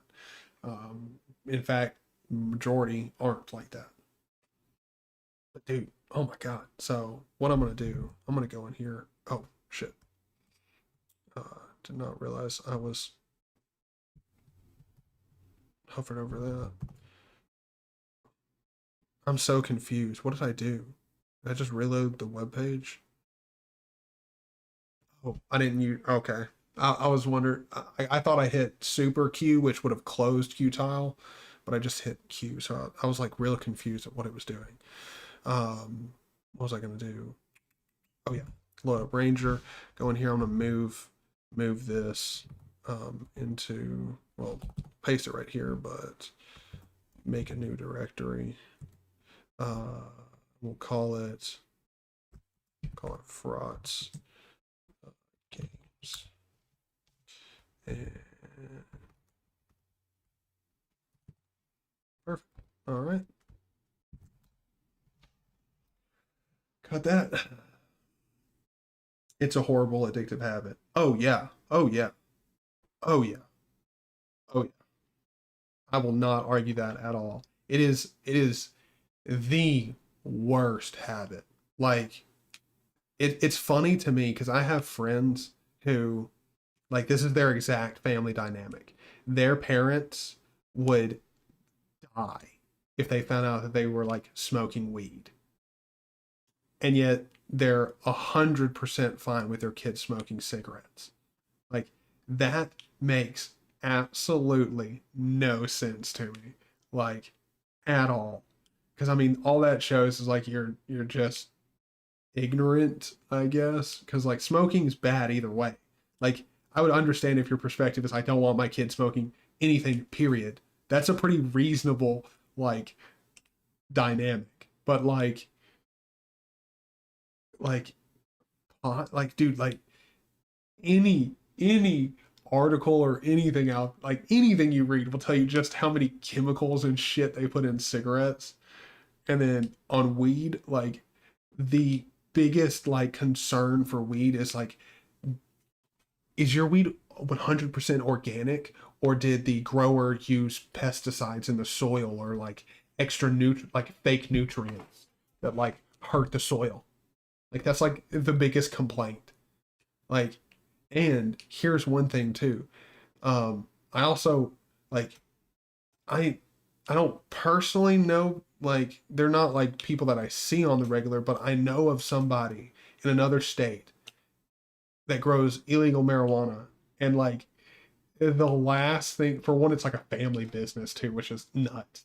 Like it's like very much like a um I don't know, it's like a family business that they've been running for a long time. It's weird. Like you wouldn't expect it to be a family business where like the kids are involved and like they're all like, I don't know, it's just very weird. But the last thing that they would do is put pesticides on it, like, and then like sell it to somebody because that could really hurt somebody. Like there are actually really good people. Like it's weird the perception that people have about weed, because it's considered a drug, and somehow cigarettes aren't. Like you have the most addictive chemical in a cigarette, and it's not a drug. Like people don't look at it the same way. It's so weird. I would rather kids smoke weed than cigs. Oh yeah, oh yeah, dude. If I had, now I wouldn't want my 10-year-old to do this, but if I had a 10-year-old son who came home and he was like, "Yeah, I was hanging out behind middle school and we found a joint and we smoked it," like to me, I would still be like, "Well, you don't need to be doing that," but I would not. Like I would not have the same reaction as if he just picked up a cigarette and started smoking it. Because like, dude, at 10 years old, like 12 years old, you get hooked on something like that. Like you're, nicotine's one of those drugs you're just not going to get off of, period. Like weed is one of those. So like, I mean, like take it from somebody who smokes weed. I can put it down at any point. And like, if someone offers it to me, like, it's like, yeah, sure, okay.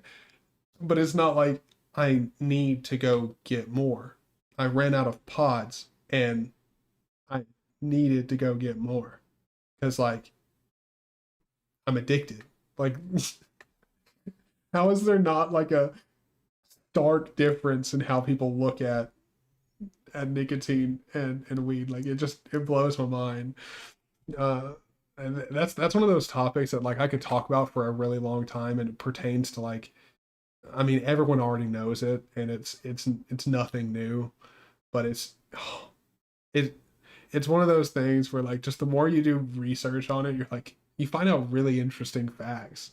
like just how crazy people were back in the day, like, and how really it just shows how propaganda, like how effective propaganda is at convincing people. Like people don't, here's one thing that I've learned. People don't do research. Like just don't. Like period. Like I did that video on Luke Smith's video, which was complete satire, but I wouldn't have found like I feel like there are plenty of people that watch that video, and like for one, I already got the hints of satire, but I also didn't know like because for one, I wasn't like digging deep into it.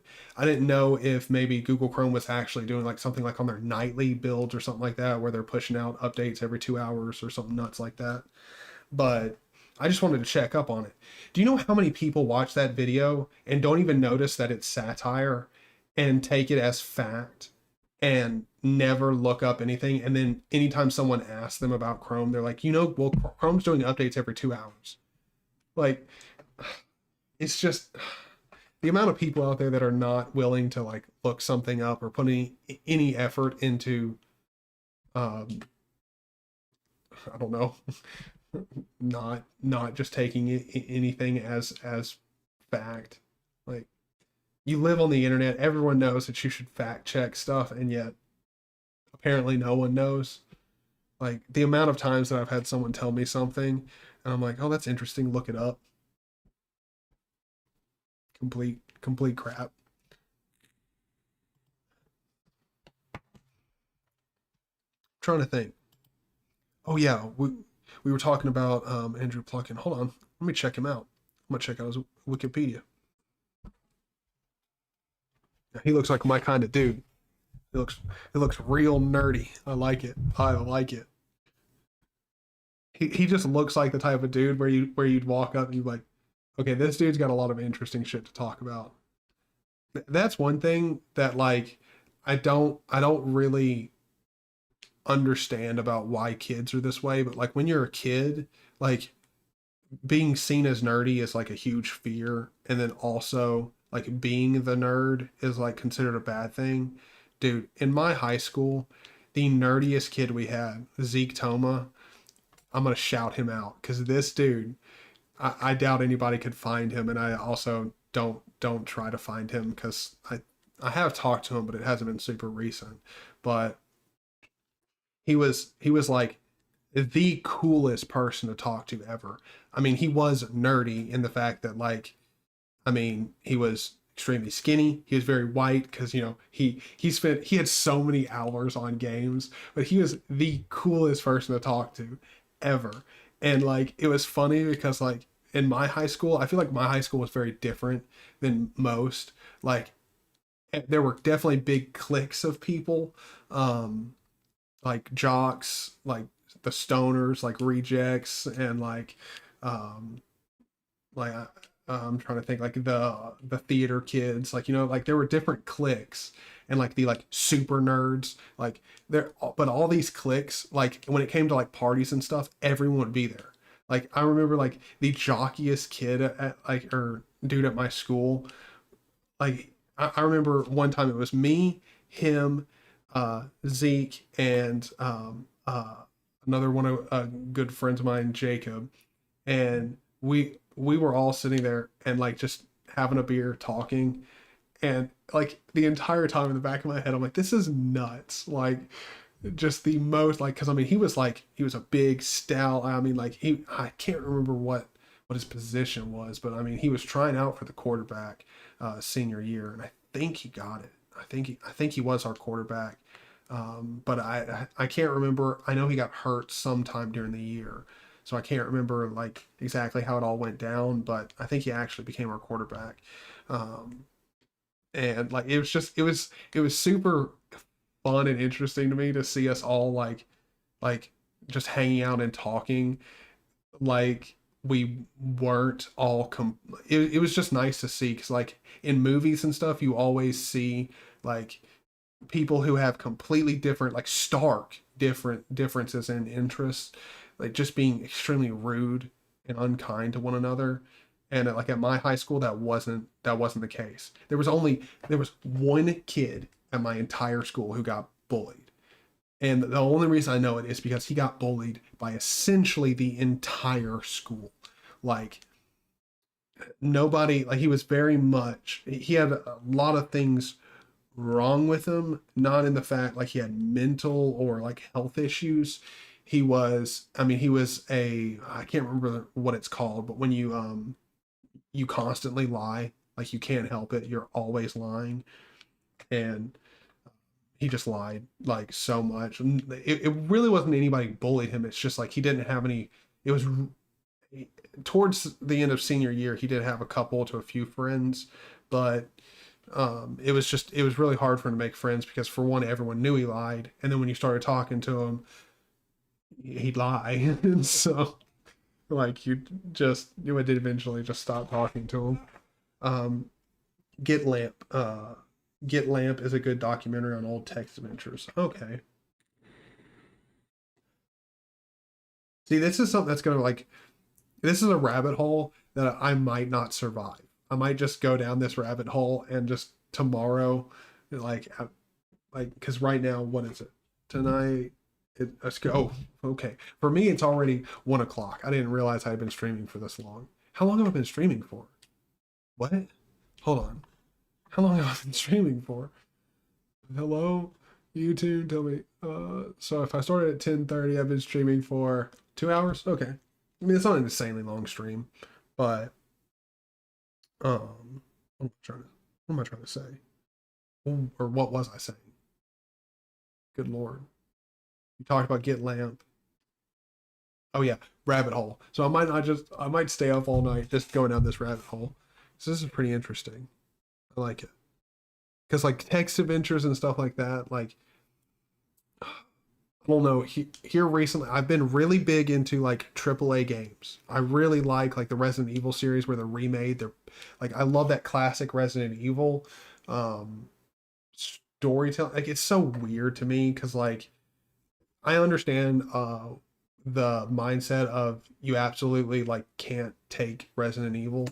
Like it's I understand it's an outlandish story, but it's so good. Like I love it. Like corrupt companies, like take like just doing horrible things behind the scene, like like apocalyptic scenarios. Like I love it.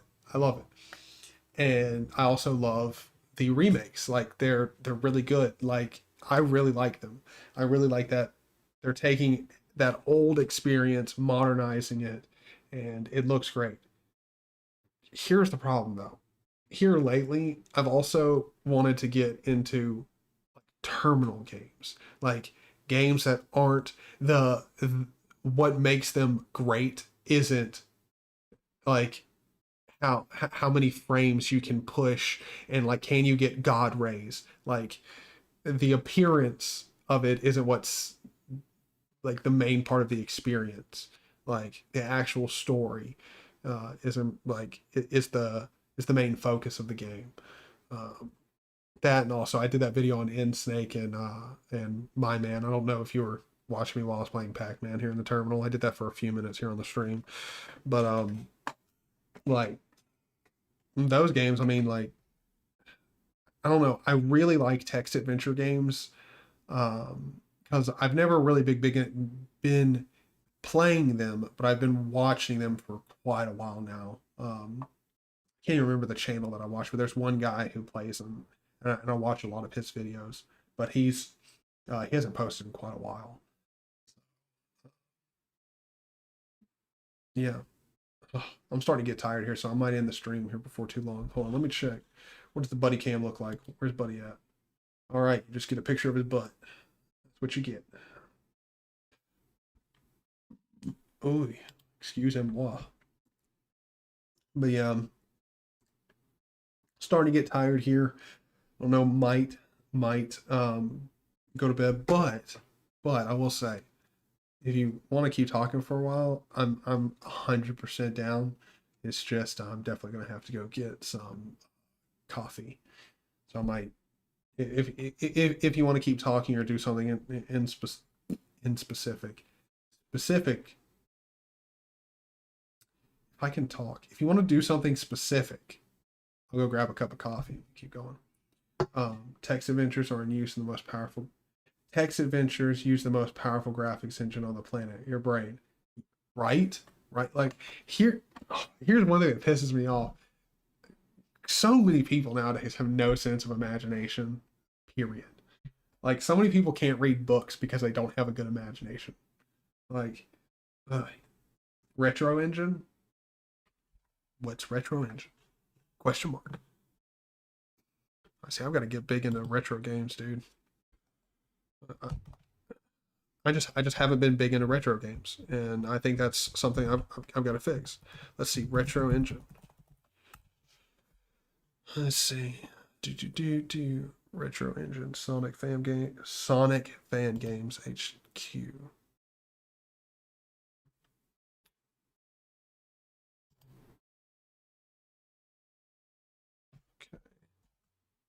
Hold on, retro engines. Mods for the retro engine and RSDK brought to you by the REMS community. Okay, so this is something specific. This isn't the retro engine.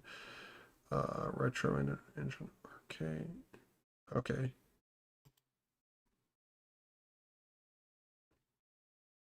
Browsing tag retro engine.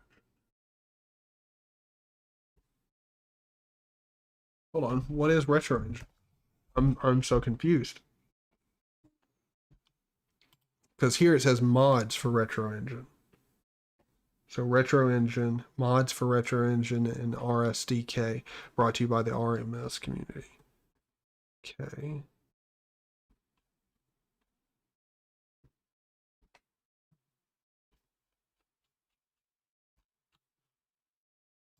I must know what is the retro engine. The retro engine plays text adventures on your YouTube sometimes. Oh, oh, oh. Okay, so it's a YouTube channel. Retro engine. Yeah, okay. Okay. Oh, wait, hold on. Can't play this. I forgot I don't have my headphones plugged in, so it'll start coming out of my speakers. That's no bueno. Let's see.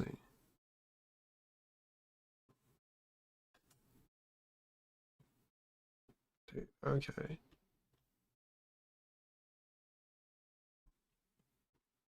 Yes, okay. I'm gonna go ahead and subscribe. I'm gonna check him out. Wait, hold on. I'm gonna fix a problem here, man. I'm gonna fix a problem. We need to talk. Am I not subscribed?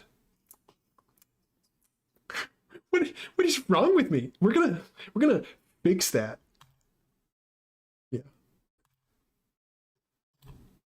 Yeah. Okay. Sorry about that, dude. That was a problem. I gotta get fixed.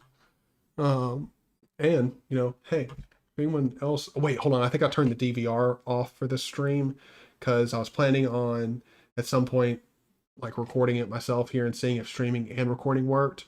But been having a good time, got distracted. So anyway, this stream might not stay up, but in case it does, if anyone's watching this afterwards, go check out my dude here. Subscribe. So hold on, let's go back. I was having to work on my mom's computer and she's got Firefox. And so like I kept having to go up and hit the back button. And so I got into I was having to work on her computer for like 2 hours. And so I got used to like going up and clicking the back button. And I went to go do it here in Qt browser and I was like, wait, what? That's right. My browser is actually set up to like, I don't know, use keyboard like shortcuts like I don't know. It's one of those things where like I understand not using keyboard shortcuts is the way most people have learned to use a computer over the course of like the last 20 years, but it's stupid.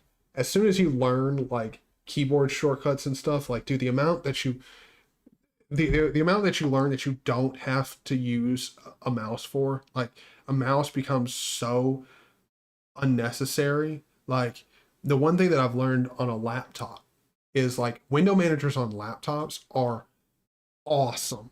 because that trackpad actually becomes a usable thing, because you're not always having to use the trackpad. So it's like the few times that you do have to use it, it's not a problem, because you're not like, a trackpad is just so annoying because you're having to use it all the time on like a Windows laptop. Like you're having to do everything through the trackpad, and even a really good trackpad like this laptop that I've got here, it's got a really really good trackpad. Still, I don't want to use it all the time. It's annoying. It's annoying. So the few things that I've got to do with it actually makes sense to have a freaking window manager that like, and all these programs that have keyboard shortcuts that like can do like move it. Like, all right, so here's my trackpad. Let's say I'm down here on this side of the screen. Let's get up to the home button with this.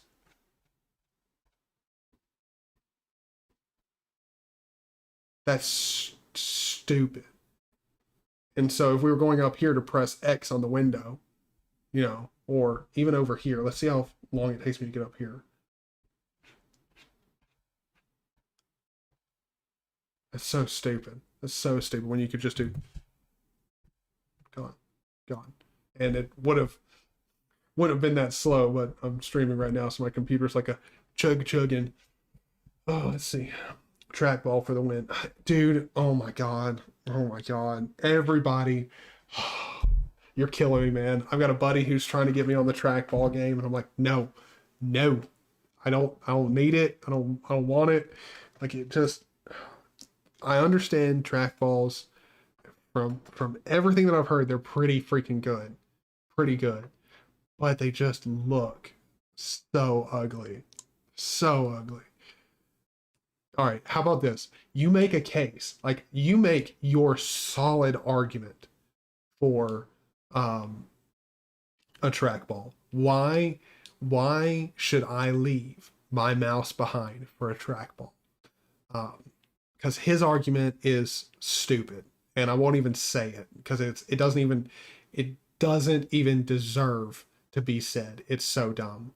I'm sure that your reasons for using a trackball make a lot more sense than his one reason, and his one reason is just it's Garbo.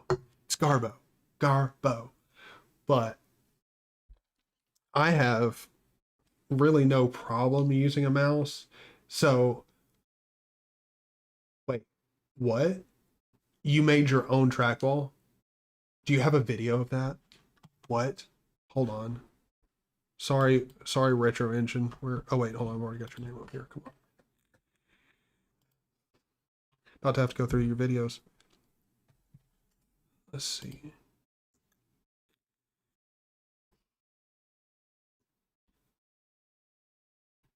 Looking just for a trackball video. A trackball?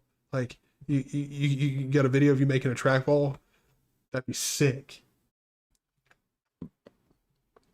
Or a picture? Like, dude, like, if you're not already in my Discord, go over to my Discord, post a picture of that. I'm super interested in that. I'm old. I used a trackball in the arcade before there were mice. Okay. See, your reason makes a whole bunch more sense than his. You're used to using a trackball, so you enjoy using it. That makes sense.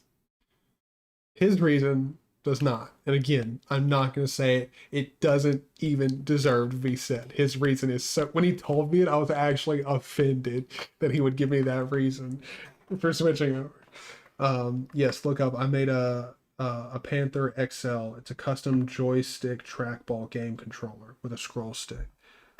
What? Okay. Search. Panther. Oh, damn it. Panther. You said XL, right? Panther XL. Yep.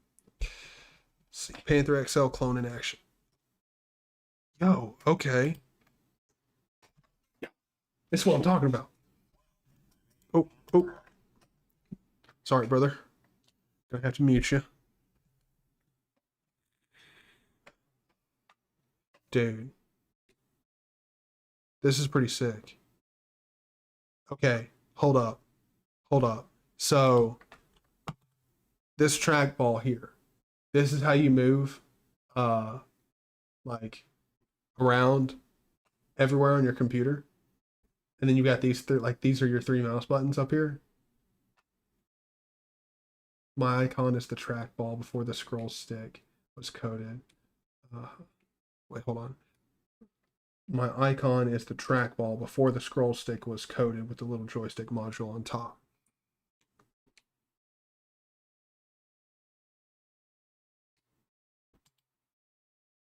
Okay, I'm gonna be honest, I'm a little confused at the statement.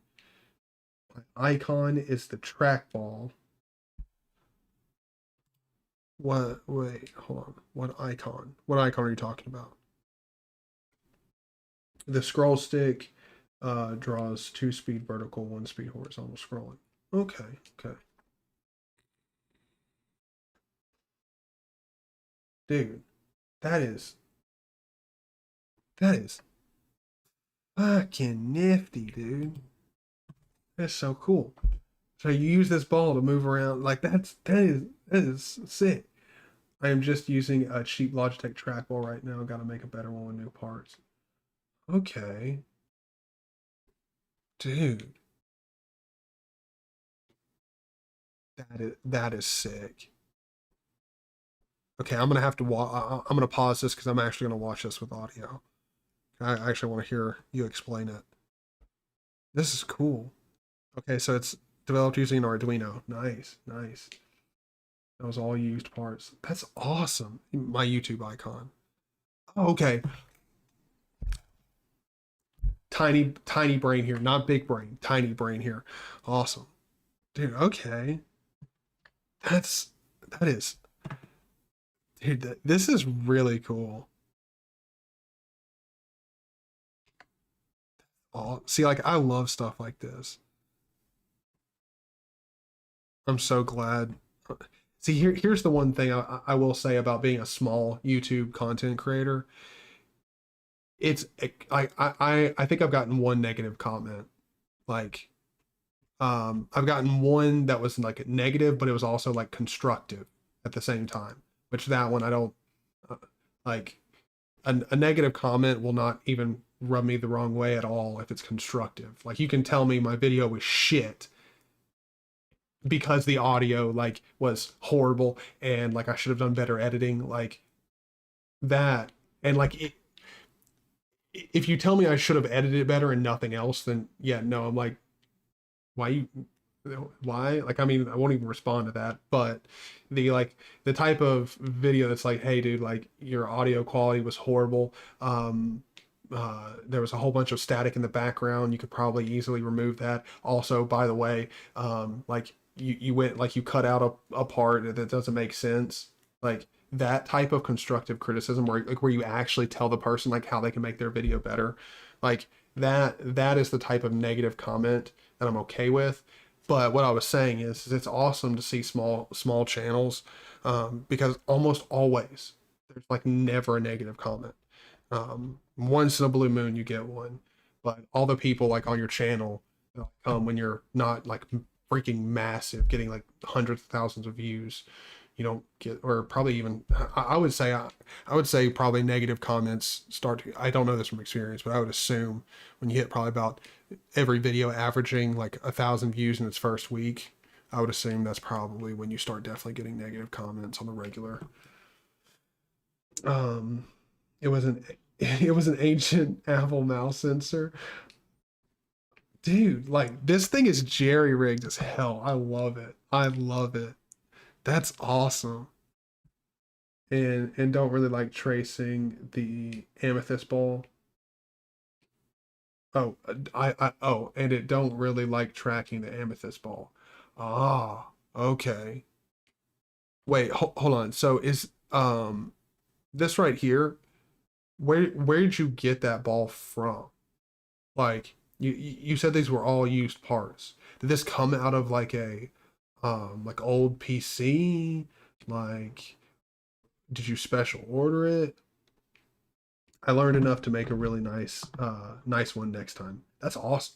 See, like that's the one thing I will say. Like me building this web server and trying to host it from home. Like And that's the thing. I made a video talking about uh like oh wait, I don't think I uploaded it.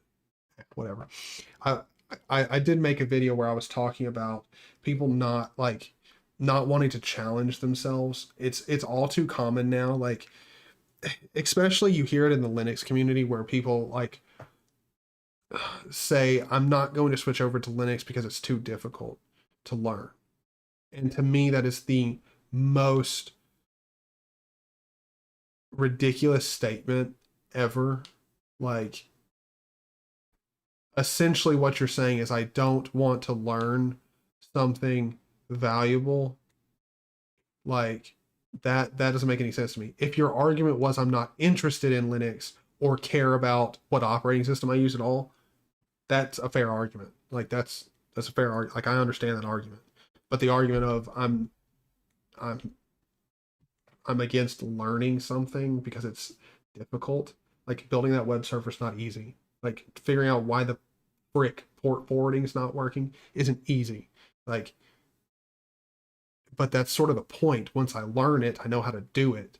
And if someone wants to host their own website at home and wants to ask me about something, I have a potential job opportunity there to charge them money to build it for them.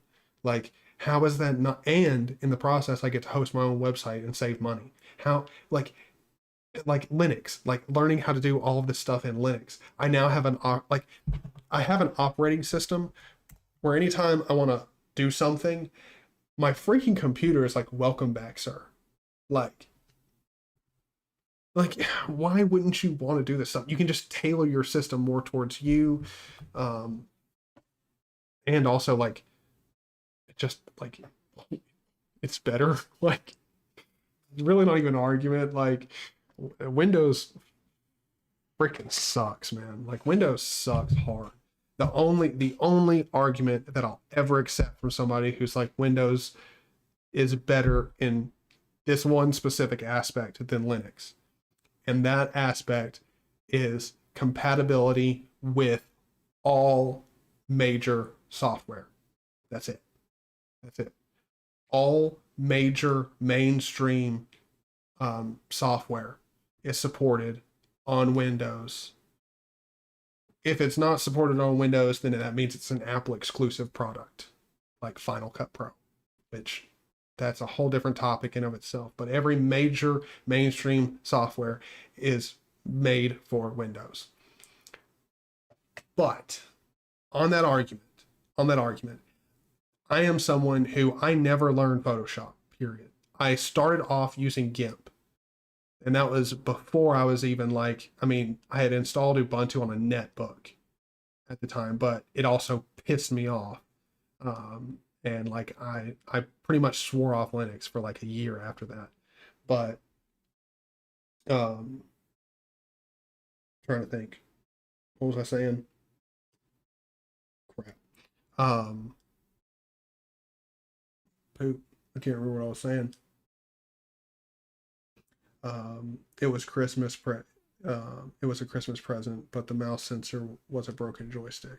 Oh, okay, okay. Oh, but the mouse sensor and was broken joystick. Okay, so you bought or you used them. XFCE. Oh, how did I get lost here?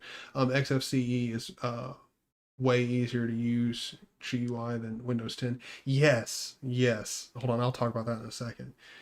Easy anti-cheat is really the only argument against Linux these days. Not even that. Hold on, I'll talk about that too. And your monthly Adobe subscription. Okay, that right there is ridiculous.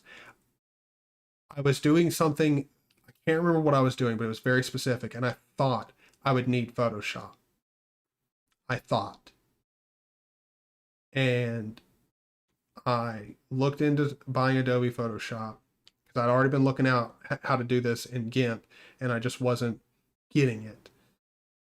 Looked into Photoshop, saw how much it cost, downloaded Photoshop. It didn't work in Photoshop. Did a lot more digging. I found out what the problem was, fixed it, or not fixed it, but I was able to do it in GIMP. and then just delete it and cancel my Adobe subscription. There is not a reason to pay for Adobe, period. Also, take it from someone who knows somebody personally who works with Premiere professionally, like day in, day out. Premiere is garbage, garbage software. Like, dirt garbage. If you have an NVIDIA card on Linux, you can use DaVinci. It's a professional software. It's mainstream. Like you'll be able to get video production jobs where they use DaVinci Resolve as a software. If that's something like you need for video editing, GIMP is 100% a drop-in replacement for Photoshop. The only argument against using GIMP is you already know Photoshop. That's retarded. That is not an argument. You just have to learn something new. Just because you're already used to it is not a reason that you have to keep paying for it. Like the amount they charge for Photoshop 2 is that should be a crime. Like that is nuts how much they charge you for it. And here's why I'll be really here's why I'm really harsh and say it's retarded, that argument. If you are using it in a professional sense at work and you can't switch, then this conversation is not even supposed to be taking place, because obviously you can't switch. Like your work forces you to use that other software. But if you're using Premiere also outside of work to do stuff, you're most likely going to get a better experience out of using. Normally I used to say Kdenlive, but here recently I've been using Olive. And I've got to be honest, and I'm waiting to do a video on it because I've had one bug with it, but there's an easy workaround for it that makes 100% sense, and it is like a 2-second like delay in your workflow. And it only happens once when you're using it, if it happens at all. So it's not Olive has turned out to be a much better video editor in my opinion compared to Kdenlive. Now, again, I do very basic video editing in it, but still. Now, to talk about what you said about easy anti-cheat. Easy anti-cheat, most of the games that use easy anti-cheat, for one thing, you're most likely, if you're playing a game that has easy anti-cheat, you're playing online. If you're playing online, most likely you have good internet. If you have good internet, use something like GeForce Now or something like that. You can either wait 8 minutes to get into get into your system and play for, I think you get 3 hours before you'll have to wait 8 to 15 minutes at the most to play your games, and you don't even have to pay for it. Free service. Use that. And you can use that on Linux. That's perfectly fine. If you don't have good internet and you're not willing to sign up for GeForce Now, or you're not willing to wait, you could pay for it. It's like $6 a month. But if you're a diehard Apex fan and all you do is play Apex Legends, just at the worst you could dual boot. It's really not that big of a problem, but still there are workarounds for getting it in. And I've also heard that there was something added to the Linux kernel, so supposedly easy anti-cheat is going to be able to do direct system calls, and Linux will be able to actually read them and interpret them. But it's not implemented yet, and it's not ready, but it's being worked on, and apparently it's having good progress. So that argument really, in my opinion, isn't valid. If you're playing an online game, you probably have good enough internet to stream the entire game. If you're playing competitively though, yeah, that's a little bit different, I guess. But then also I don't know any hardcore competitive gamers who are looking to Linux. I don't really see that often. But yeah, if you're playing games professionally, then yeah, Linux probably isn't the place for you, unless it's CS:GO.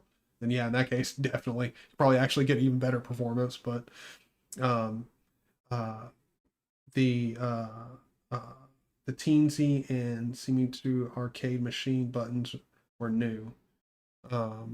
are you talking about the all of the buttons here, the purple buttons? I think you are, because I can actually sort of tell they do look pretty, like, I wouldn't say they look brand new here, but they look like, well, I mean, no, they do look brand new. Like they look like they would, like they look like they got pulled off of a pretty new modern like arcade system. Um, so like, are you saying you bought them? Because if you did, how much are buttons like this? Because that would be something I'm curious about. Like, I feel like they might be pretty expensive. I've never looked into how much like arcade parts and stuff are. I wonder if they're expensive. It's not like I'm going to build anything with them. It's not like I'm trying to say that I'm going to do something with them. I'm just curious. Um, but and I will go back to the XFC. We'll talk about that. But why do people even want the monthly Adobe sub? To be honest, from everything I've been able to tell from talking for like, because I have quite a few friends who are in the video and audio like space professionally, and the audio crowd is normally like with stuff like LMMS and stuff like it. Linux is really actually turned out to be a pretty good platform. I know a couple professionals who use Linux in audio work, like professionally, but when it comes to video editing, most people that I know don't leave Premiere um, because of their job. They have to use it there, and then there are a lot of them like their job. Like I know one person who their job doesn't force them to use Premiere, but everyone at the job uses Premiere, and they're scared to use something else like DaVinci or anything like that, because if they start having problems, but like, you know, it's just, it'll be bad for them if they start having problems, or like they don't want to run into any compatibility issues with not being able to share different files between Premiere Pro and stuff like that.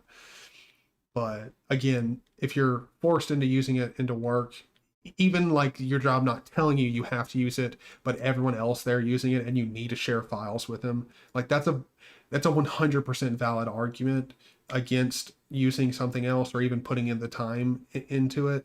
Um, unless unless I would say you're looking to event, like if you're the type of person who isn't interested in working for yourself or building up your own career outside of wherever you work now, um, yeah, don't learn it. It's a waste of time. But if you're looking to get out and like eventually get out of whatever job you're doing now and do sort of the same thing, but outside of it, like outside of your job professionally, yeah, I would say definitely learn it, because that way you're not having to pay for an expensive ass Adobe subscription while you're, you know, building your own business and not making nearly as much. Makes 100% sense. But yep, I use GeForce Now to play a few games on my Pentium laptop. Can't handle. Exactly. Like, dude, I love it. I mean, GeForce Now, I barely ever use it, but it's great. Like, it's a great service. I haven't had any problems with it. I don't know why everybody's like I have one friend who has Apex Legends and he's just now getting into Linux. And the whole reason he wasn't is because he was heavily against GeForce Now. I'm like, dude, it's free. And he's like, well, I gotta wait. Like, yeah, 8 minutes. Like 5 to 8 minutes. Like, dude, you can't like go take a pee, make a coffee, and come back and play. Like, what? I don't remember. I had my friend in Oklahoma get them for me. Okay, okay. I mean, I assume they're probably not like really expensive, but I've heard that arcade parts can go for quite a bit. But XFCE, here's one thing. XFCE was the first desktop environment that I explored after using Ubuntu. And I loved XFCE because it was, to me, it had sort of the like, to me, what I really liked at the time is I could make it, like, I could make my system look like Mac or like any other operating system. Like really, I could make what I loved about XFCE. What was really cool is the first time I used it, I made it look like close to a Mac in the way that it like looked and functioned. And then obviously I'm like I'm not a big Apple person or anything, but it was just cool that I could do that. And then I moved on to like really customizing and seeing what I could do because I think it was I watched a tutorial on how to make XFCE look like Mac OS X, and I followed that tutorial and I was like, okay, this is cool. Started learning it, customizing it myself. XFCE is a great desktop environment, and it's way like out of the box. It makes so much sense to use it. Like their UI is, I wouldn't say like it's not like Windows at all, but it makes more sense than Windows does to a Windows user, which is weird. Like, it's hard to say that because I don't know if you've ever seen. I'll go ahead and load it up here. I don't know if you've ever seen this, but Zorin OS. This is a Linux distro that I got. I became familiar with, and I used to. There was one person where I tried installing this on their computer for them, and they loved it, because all they did was browse the internet and can't remember what the other thing was. Oh yeah, and online banking. So like essentially, I mean, again, all they did was browse the internet. So I installed it on theirs, and it was great because it looked like Windows. They were very familiar with it. This is very Windows-esque in how it functions out of the box. But even this, I would say, nowadays doesn't make any sense to give to somebody, especially like on an aging computer. Like, here's the problem with these like freaking Windows-esque distributions that I just don't like, because they're trying to emulate the modern look and modern UI of Windows. You're boxed into this corner where no matter what, your distribution is going to be like bloated out of the gate. And I don't mean bloated as in necessarily like the amount of software that you have installed, but sort of. I'm not really talking about like, whether or not it comes with like LibreOffice installed out of the box. That's not what I'm talking about. What I'm talking about is because I know building an Arch system from the ground up, like the amount of packages that you have underneath this type of system to get it to look the way it does makes it end up being so bloated that your own, like, instead of getting 3 times the performance when you installed Linux, you're only getting like 1.25, 1.5 like improvement. And that's, I don't know, like it doesn't seem good to me. With XFCE, it's so lightweight, and it does, even though it's not trying to look like Windows, so it doesn't have all these like crazy UI elements, like whiz bang effects, like all this shit going on that you don't need. You don't need all that stuff, and if you want it, well, you should probably be the type of person to, I don't know, be able to learn how to do it. Like, and I'm not saying you should be able to learn how to do it in 2 days. If it takes you 6 days to get, like, here's the one thing. If you're the type of person that easily gives up on a project, Linux is definitely not for you.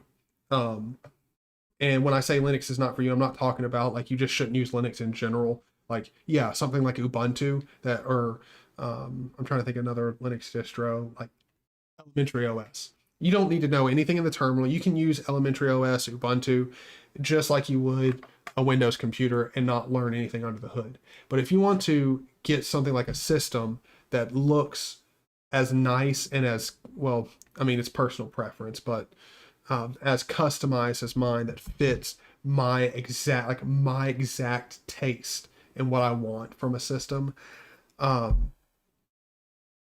you can't be the type of person that just isn't willing to do something or learn something. Like, to me, it's absolutely nuts how many people out there are just not willing to try to overcome a challenge.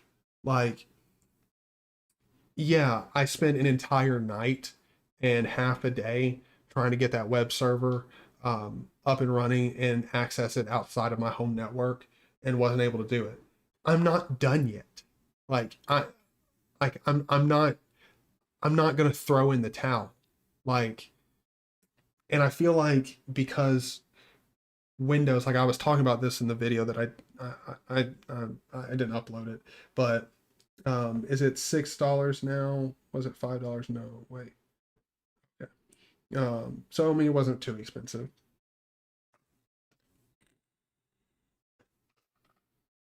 Yeah, people don't believe. I know. That's the thing that upsets me so much about people. Like, I was talking to one of my friend's mothers because she was talking about the problems that she was having with her computer, and I was telling her, look, you don't use your computer for just about anything other than browsing the internet. Let me put Linux on it. I'll put something that's pretty on it. It'll still perform better. It won't perform as, you know, I didn't tell her this, but it won't perform as good as my version. I mean, hell, hold on, with all this shit that I've got going on here. Oh wait, why did I open up a new one? Let's load up HTOP. How much memory am I using up? All right, so on this laptop, I've got a browser with 5 tabs open, HTOP. I've got another browser window open running my chat and stream analytics and OBS going, and I'm using up 5.5 gigs. If I closed out everything, I believe my system, well, actually, if I did a cold boot, I think my system uses like 700 megs. I think may even be like lower than that. It may even be like 500 megs. I can't read. It's like somewhere in between there. But for for a Windows machine, you boot it up and it's already eating like 4.7 gigs. Like, you're going to get better performance on Linux out of the box. And like, here's the thing I was telling her. All you do is, like, I mean, instead of pressing on a Chrome button, you'll press on a Firefox button. And I can show you which picture it is. We can practice it. You can just, me and you will sit together for 10 minutes. We'll practice, how do you get into the web browser? Well, how do I change the audio? How do I, or like my volume? How do I do all this stuff? Which again, in a desktop environment, if you're, she had a laptop, so like the audio buttons and all that stuff are all going to be set up and work out of the box. So like, it's not really a problem. Like, and then you have the software center, and like, and you don't, she was like, no, I don't want to use it. I just don't. It's too complicated.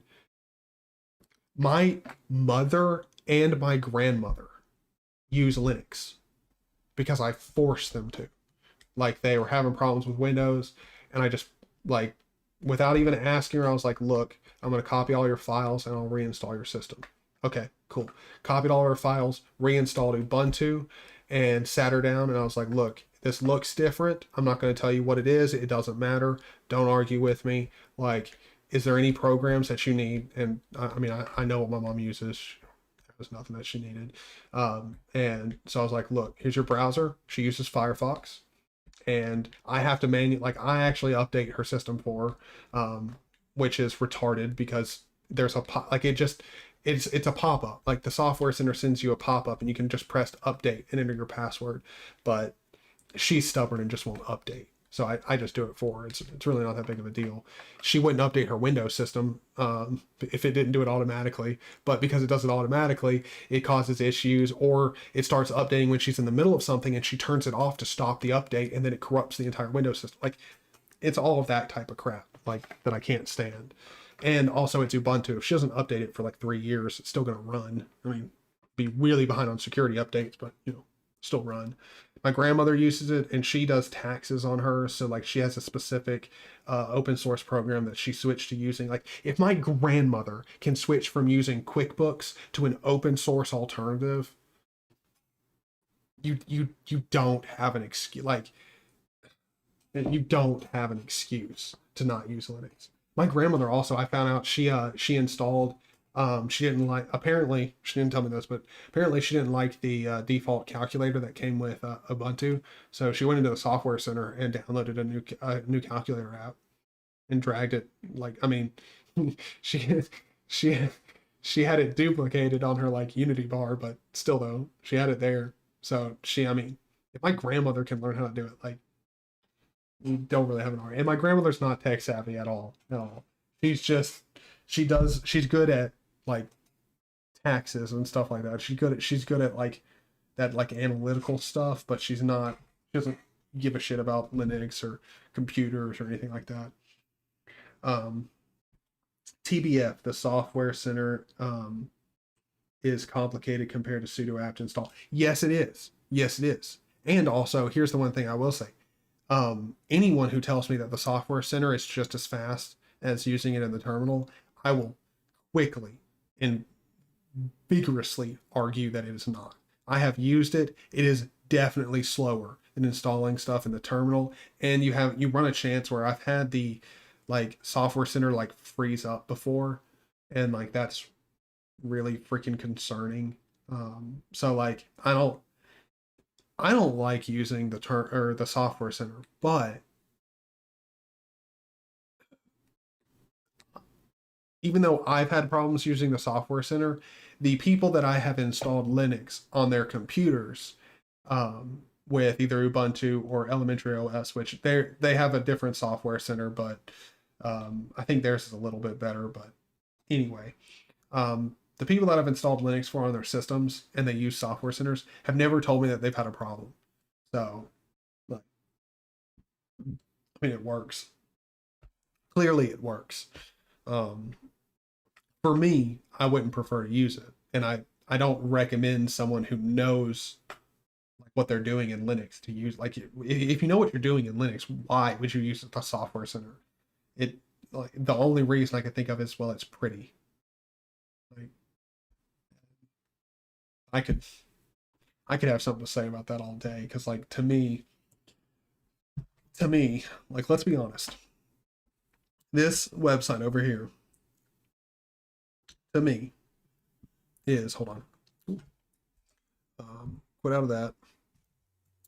Vim. You know what? We're gonna just Vim into my Bash RC. Okay, so my browser over here, this browser, to me, this website here with all of this nice pictures, text, moving shit, it's all bloated as all hell, just like a software center.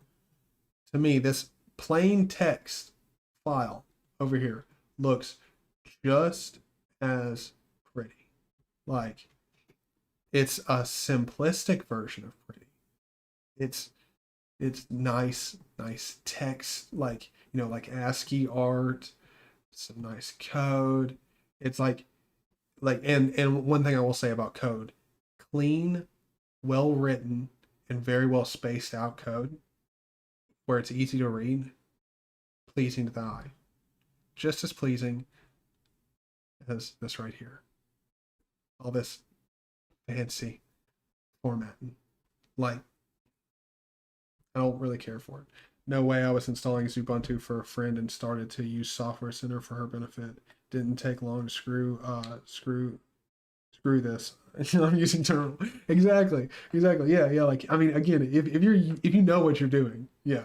Like, nah, it's awful. But for the person who doesn't know what they're doing, I mean, it's not like it's perfect, but it's perfect for that use case. If you know what I'm saying, like that use case if I don't know what I'm doing, but I just want to click a button, and even if it takes 10 minutes to install something, as long as it works, I'm fine with it. Like that's that mentality where the software center is the like best solution for it. But yeah, like I don't know. Like when it comes to especially like just the internet nowadays, like and the way that people view um like quality stuff, like it's weird to me. So let me go ahead. I've got an example of what I'm talking about here. Let me go to the Arch Linux. Oh shit! I didn't mean to do that. Oh wait, hold on. Did I open up a new tab? Yes, I did. Open Arch Linux. God. Okay. So Here's the point I'm making. Nowadays, if you took just a regular person who's not into computers off the side of the street and you showed them this website and then compared to this website, they would instantly say that this website is way better. Like it's better made. It looks better. And here's the nuts part to me. This company would most likely, on some questionnaire or survey that they give out to people, this site or the company behind this site would be viewed as more trustworthy than Arch because of how their site is designed. And that is a freaking shame, because this right here is what's called, it's not information overload. It's not a poorly designed website, but it's packed full of information, like in a sensible manner. It's simple. This site is fast to load up. It's responsive. Like this website here, look at it. Look at this like retarded UI here. This on this entire website here, the only real shit that I can read here is Zorin OS, your computer easier. Zorin OS is the alternative to Windows, Mac OS, designed to make your I can read a sentence and two headers. On Arch here, I get the logo. I mean, of course, you get the main bar at the top. Like that's gonna be standard on any website. I get a brief description of what this is, like what is Arch Linux.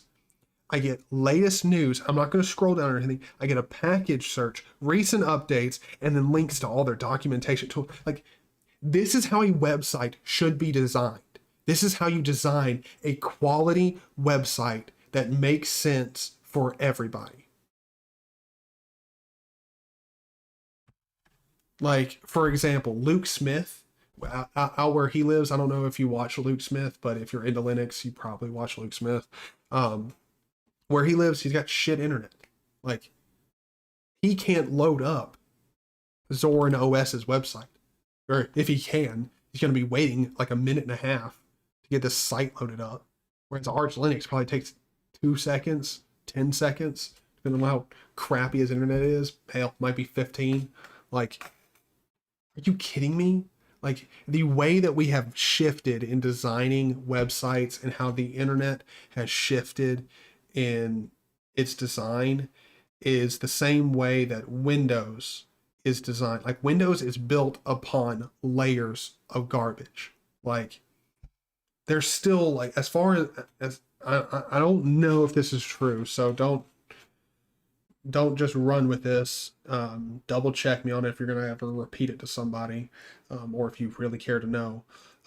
But I don't feel like researching and making sure I'm spitting nonsense here. I'm just going to spit it anyway. As far as I know, there is still Windows XP code in, Windows XP. No, excuse me. There is still Windows Vista code in Windows 10. As far as I know. Which, it wouldn't be surprising because it's not like there's not Linux code from forever ago in Linux. But the problem with it is anything on Windows that comes out of Vista, you're going to have a hard time convincing me that it needs to be there today. Like, or you're also going to have a really hard time convincing me that it doesn't need to be gone back over and redone. Yeah, that one's going to be the hard one. Like, but I mean, this has been a really good conversation.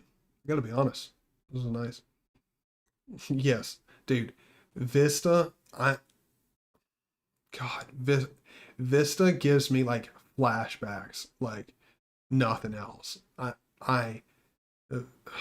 grandfather got him a laptop with Vista on it, and that was the worst period of my computing like life ever. The amount of times where like, oh, I'm trying to think what's the best example, like what's the, because I went, there was so many things that happened with him on Vista. I'm trying to think what was the best one. I think the best one where was uh there was like I don't know, I can't remember how we fixed it or if we even got it fixed. Maybe we had to do a full reinstall. I can't remember, but it he had, so like the Vista like notes widget, something happened. I don't know what he did, but it would like it was like stuck on the screen. Like it would like the widget would load up and then I couldn't get it to go away. Like it would be like frozen. Like he'd have like I can't remember. He had like 2 or 3 letters typed out and it was frozen there. Um, and so it would stay over Windows.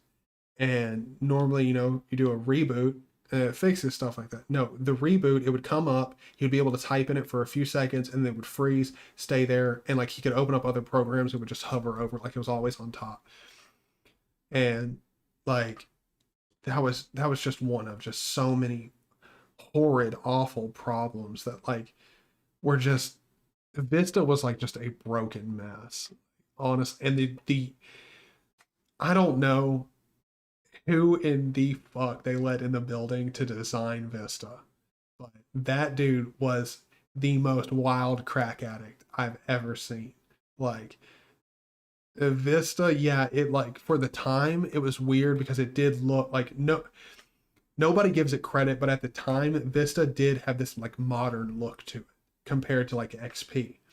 The problem is the modern look to it, while everything looked modern, the design scheme or like inspiration was like all over the place. Like, I mean, like it was like they had 13 cokeheads in there who's like, I want to do this with the taskbar, and then another dude's like, well, you know what, I'm gonna go out back, snort a few lines and stare up at the sky, and I'm gonna like watch the auroras and then try and design a wallpaper that half looks like what the hell was going on with Microsoft. Like, I mean, ooh, yeah, thought was going on there.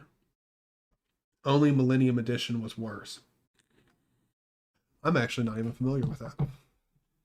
What the hell is Millennium Edition or Millennium Edition? I think I've heard of it, but never actually. Windows ME, okay. Oh, okay, yes, okay. I do remember. I don't even think this was a like really, yeah. It's not like I was using computers in 2000. I would have been 3. So yeah, I I used this later on, because I got this laptop. Can't remember how old I was, but I got a laptop and I installed like, or I can't remember what it like how I had to do it, but I installed like Windows 95 on it, and then like I started messing around with all these like all the old versions of Windows, or at least trying to, and so it was a successor to Windows 98. Windows 98, man. Yeah. It was after Windows 98 didn't work at all. Yeah. Windows 98, dude, like, see, here's the thing. Everybody defends Windows like they like as if they don't have horrible releases all the time. Like people who are telling me like, yeah, like Linux is bad, Windows is better. I'm like, uh, I'm sorry, are you in a fever dream? Like, do you not remember the Windows 8 release? Like, nobody, nobody, except for that, there was that one Joe Schmo who like loved Windows tablets for some like he probably smoked enough crack to like it. Like, Windows 8 was the dumbest release I've ever seen. Like, ever, ever, ever seen. Because like I understand trying to mix desktop and tablet UI and get them both to work like good. But see, here's the thing. Here's the thing. No one needs or wants it. If you can make a good touch screen, which see, this was the problem for a long time, but now that we can have really good and very accurate touch screens, no one needs big clunky UI, period. I don't want it. I don't want iPad UI, period. I have an Arch laptop here with Qtile window manager. It's a keyboard centric setup. I love this laptop and its touchscreen because when I'm done recording this video, if I wanted to, I can unplug my laptop from the docking station where I've got all my shit plugged in, so it's just one cord. I'm against adapters and stuff. The one thing I will say in defense of this laptop is there's still regular USB plugs on it and a headphone port, so you don't need like a docking station to plug all your stuff up to it, unless you want an HDMI cord. But luckily, I already have an adapter with an HDMI port.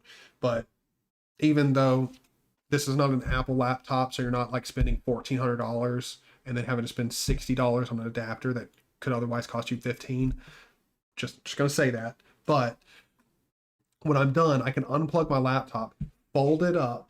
The keyboard will stop working, just like it would on any other foldable like 2-in-1.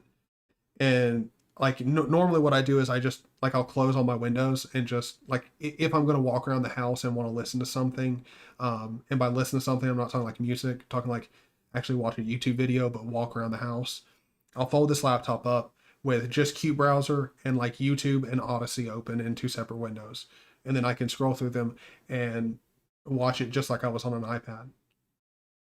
And if I want to, like I can have different work. Like I've also had like the LBRY desktop app open and had that open on another window, and then YouTube on another window on separate workspaces. And using this touch screen, I can switch workspaces. Not a problem. It screwed up there because for some reason, I don't know why. I haven't been able to figure out why. But when I've got it plugged up to the 4K monitor over here, when I use the touch screen, the first time it'll work right. Like you saw there, I actually clicked and it went exactly where I clicked. But after that, it tries to, like, the touch screen will work, but it's trying to move the mouse on my 4K monitor. And I don't know how to like fix it or fix that and get it set up properly. Also, don't really care. It's not that big of a deal. So, but I will say, I think this has been a really fun live stream, but I'm probably going to have to call it. I don't know about you, how late it is where you are, but it's getting close to 2 o'clock. Yep. So I've been streaming for about 3-4 hours. So it's been a good stream. Really liked it. Really, all I wanted to do was make sure this webcam looked good and the microphone sounded good. So it's been a successful stream. I'm glad I was able to hang out with you. It was good talking to you. Had a good time. I'll give it just a moment, make sure the make sure the stream can catch up with what I'm saying. If you want to say anything before I go. But I mean, thanks for hanging out with me, man. It's been a good time. Had a good time streaming.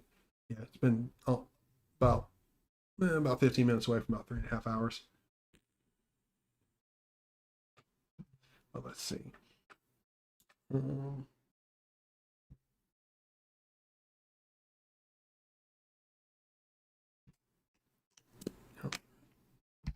All right.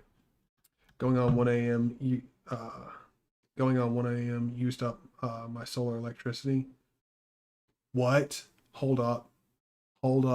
Before we end this stream, you and me about to talk about something. You've got a solar set up there? You have to let me know more. You have to let me know more, man. Because I have a 100 amp hour Renogy gel battery, and I have a 100 watt solar panel. And I'm about to order the solar charger and another panel, and get that set up here real soon. But I mean, since you've used up your electricity, it's probably time to go anyway. But Yeah, that's pretty cool. I'm super interested in talking about that. So probably the next live stream, um, if you got to go right now, we'll talk about it some more then. It's been an absolute pleasure talking with you, man. It's been great. Absolutely loved it. But really, in all honesty, I should be thanking you for the stream because you've really made it a really really fun time. 100% off the grid building a home. That is awesome, dude. That is 100% what I want to do. 100% on phone now. Yeah, yeah, dude. That is awesome. That's what I want to do. I want to go 100% off grid, but right now I'm living at home, like so. My mom's not really keen to get off the grid, and um, so I'm just getting it in preparation for when I do leave. But I've been, I don't know, like it's a stereotype here in America where like for some reason like you're you're not doing well if you're still living at home in your like in your mid to late 20s, which for me I'm just now getting to my mid 20s, and I don't really see why like that's the case because like I understand like it's weird because I feel like here in America there's much higher uh, there's a much higher rate of families that just don't get along. They're very toxic, but me and my family like we get along great. Really, the only reason for me to get out of the house would be if I started seeing someone, but um, I've been like not recently, but I have, or excuse me, I had been seeing someone, and like I mean, it wasn't hard to get the house to myself. Like my sister's practically never here. Like I mean, she technically lives here, but she's always either up at my grandparents or like over at a friend's or like doing so. She's got a married friend that lives not too far away, and they hang out all the time. And she likes to take care of their like help out like watch their kid and stuff. So it's not very common that she's here, and me and my mom get along extremely well. And also like I help out a lot more around the house than she does. I'll say it. I'll just say it. Like I'm not saying I'm cleaner, but because I'm not, but I do clean more than she does. Like I don't I don't like cleaning. I'm not naturally a very clean person, but I don't let our house get gross. So solar is cheap here, 175-watt solar panels for like 25 each a month ago. Dang. Dang. Like you bought solar panels for 25 bucks each. Oh, a month. Wait, no. You bought them for 25 each a month ago? What? This is ridiculous. I'm paying like for me to get a 100 for me to get a 100-watt panel it was $75. For me to get a 200-watt panel it was $179. But I'm getting them off Amazon. There's not there's not really anyone local selling solar panels around here, as far as I know. I did a little bit of looking around and I couldn't find anybody. But I will say one thing. Oh, wholesaler in town, yeah. That's awesome. That's awesome. Shit. If you can get me hooked up, I'll send them some business. You know, depending on how far they are away. They're probably like states away, but anyway.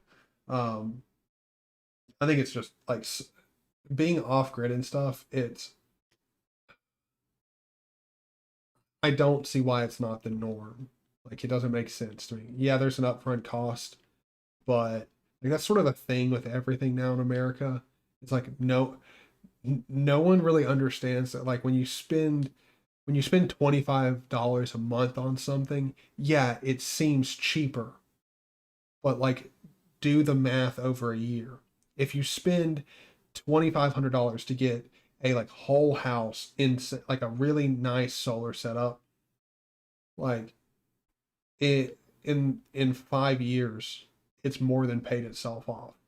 Like, and it's gonna last for like 15 to 25 years. And then after that, it's not gonna all just stop working. Just one part's gonna like slowly over like 30, 40 years, you might have to replace a part here, part there. Makes a whole bunch more sense. They had 230-watt panels for $50. I'm looking at getting two of those. Got cheap batteries for my temporary system. That's pretty sick. That's pretty sick. Yeah, my Renogy gel battery. I think what I'm going to do is I'm going to get a 200 amp hour, so I'll have 300 amp hours total, which will be more than plenty for me. Because like really, all I'm going to have, because essentially what I'm planning on doing is here in either the next year or two, my grandparents have a piece of land. Well, it's like they've got a house on it, but it's extra land, and I'm going to build a small, by a small home, I mean literally a tiny home, um, yeah, about probably like 300 feet away from their house, and it'll be off grid. And this year, it still hasn't been good enough. Like it finally stopped freezing, and then we had like literally about 3 days of like good weather, and then it started just downpouring, and it's been downpouring here. Like it stopped for a little bit, and then it started like it wasn't even like half a day that we didn't rain. It started sprinkling again, and so I'm just waiting until the weather gets good, and then I'm gonna start a garden up there. So I'll be composting, and then I also have uh, I had I had ordered a 300-gallon water tank or rainwater storage tank, but I canceled that order because I found a 1,500-gallon water tank that was like not even two times as much as the 300-gallon one. So I'm just gonna buy that one, and that will be like that'll go in the ground. Like that'll be all my water, like all of my water. Because what I'm gonna do is the roof of my tiny home will feed into the rainwater storage tank, and so will my grandparents' house. Theirs will actually um, run um, pipes from the three gutters that they have that come down. Put pipes in them, connect them up, and then send them to the rainwater storage tank. Um, so like all of our water's free, because like they're pretty excited for me to do it too, because it makes a whole bunch of sense for them. Because um, uh, as soon as I've gotten my solar panels all hooked up and I know how to do it, I'm gonna also do theirs for them because they want to get solar power just to power up all of the tools in in their shop. And my grandfather's got a man cave, and he wants to power everything in there with solar power. So they're going to get a whole bunch of that set up too. So like everything up there will be off the grid. Not everything, but in the event of an emergency, we'd be able to power everything. Like our homes get water, and for me, like my tiny home won't even have running water. I'll be able to go outside and get water. And I also like I've thought it through because it does freeze here, so I know how to keep it where I can go outside even in the winter and get running water. But it's just it's one of those things where like it's ridiculous how many people are just heavily against like being autonomous, which makes no sense to me. Because like for me, I'm like it just takes like lifestyle changes, and you will save so much money. Like cut out electricity bill, water bill, um, and then also with what I'm doing because I'm putting it on their property. And like what I'm gonna do is essentially instead of paying them like rent or anything like that for having my house on their property, um, because I'll be having the garden, um, like I'm gonna give them food and keep a pretty big garden. And also they already have chickens up there, but I'm gonna get more and take care of my own chickens, so we'll have even more eggs, which that's not something they're worried about at all now. Like if you've ever raised chickens or know somebody who's raised chickens before, raising chickens is like one of the things is you'll start off and like you get really excited because you're like, hey, I'm starting to get eggs, and then like not even 3 weeks later, you're like, can you guys just stop shitting out eggs? I've got way too many eggs. Like you just can't eat as many eggs as your chickens will produce. So, but thank you for being here for this live stream. I think I'm gonna have to go ahead and go. Um, Not that I've got to go, but it's 2 o'clock and I should probably start getting ready to go to bed. Oh, but this has been a good live stream. I've really enjoyed it. It was nice talking to you. I mean, you are a very interesting person. I feel like we could probably waste a lot of time talking, a lot of time. You are a very interesting person. I really like talking to you, man. I think it's awesome that you're doing something off grid and you're a tinkerer. Like, love it. I own everything outright, no bank involved. It's a good feeling. Definitely, dude. Definitely. It's glorified camping right now, but the more I work on the house, the better it gets. See, that's what I'm saying. Like, there's there are people out there that will not do something because it means that their life isn't the same as it is now. Like, it's amazing to me how many people complain about not having enough money. But then also, when you tell them these steps to save money, they're completely against it because it requires just like a change of normalcy, which is just mind blowing to me. Like, not even a negative change, just a change in your life. Like, like for me, like one of the things, I won't have running water. So my showers, like, I'm not going to be showering. I have to sponge bathe. But here's the thing. If you've ever had to sponge bathe before, as long as you can do it standing up, which I'll be able to, I'm not going to get into that, but anyway, like as long as you're not having to like be bedridden and have someone else sponge bathe you, sponge bathing is actually like it's just a different way of cleaning yourself, and I mean it's just different. It's not any better or worse. It's just different. And like I've had so many people be like that. That's crazy, man. Like you're not going to be able to shower. Like I mean, yeah, I can't have a shower, but I can still like clean myself. And as soon as we get through that part, and they're like, okay, yeah, but you're gonna sponge bathe. I mean, isn't that what they do to retired people? Like old people in nursing homes, like don't they get sponge bathed when they can't move? Like, yeah, it still works. I think that's why they do it. It still gets them clean, and it's just a less wasteful way of cleaning yourself too. Like that's also another thing. Like you also feel good because you're not wasting shit. Like you're not as wasteful. Just period.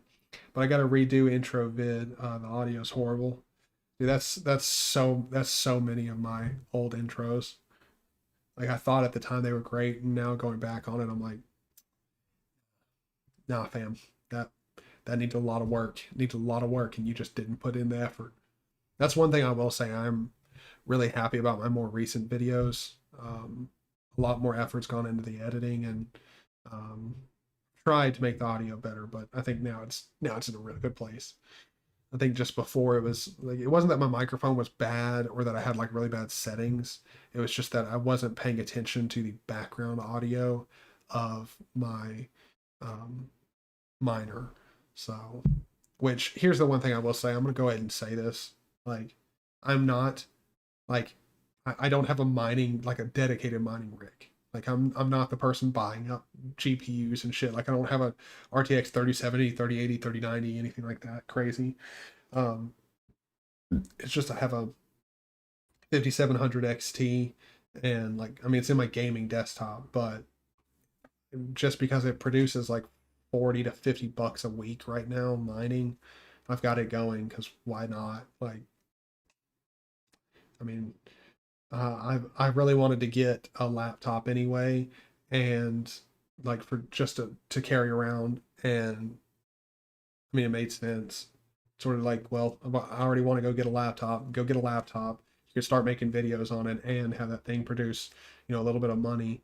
While, because I mean, I don't know if I've talked about it here on the stream, but or I don't even know if I've talked about it in a video, but I've quit my job, and that was a little, it was a little weird how I quit, because like it's not like I necessarily, I definitely didn't get fired.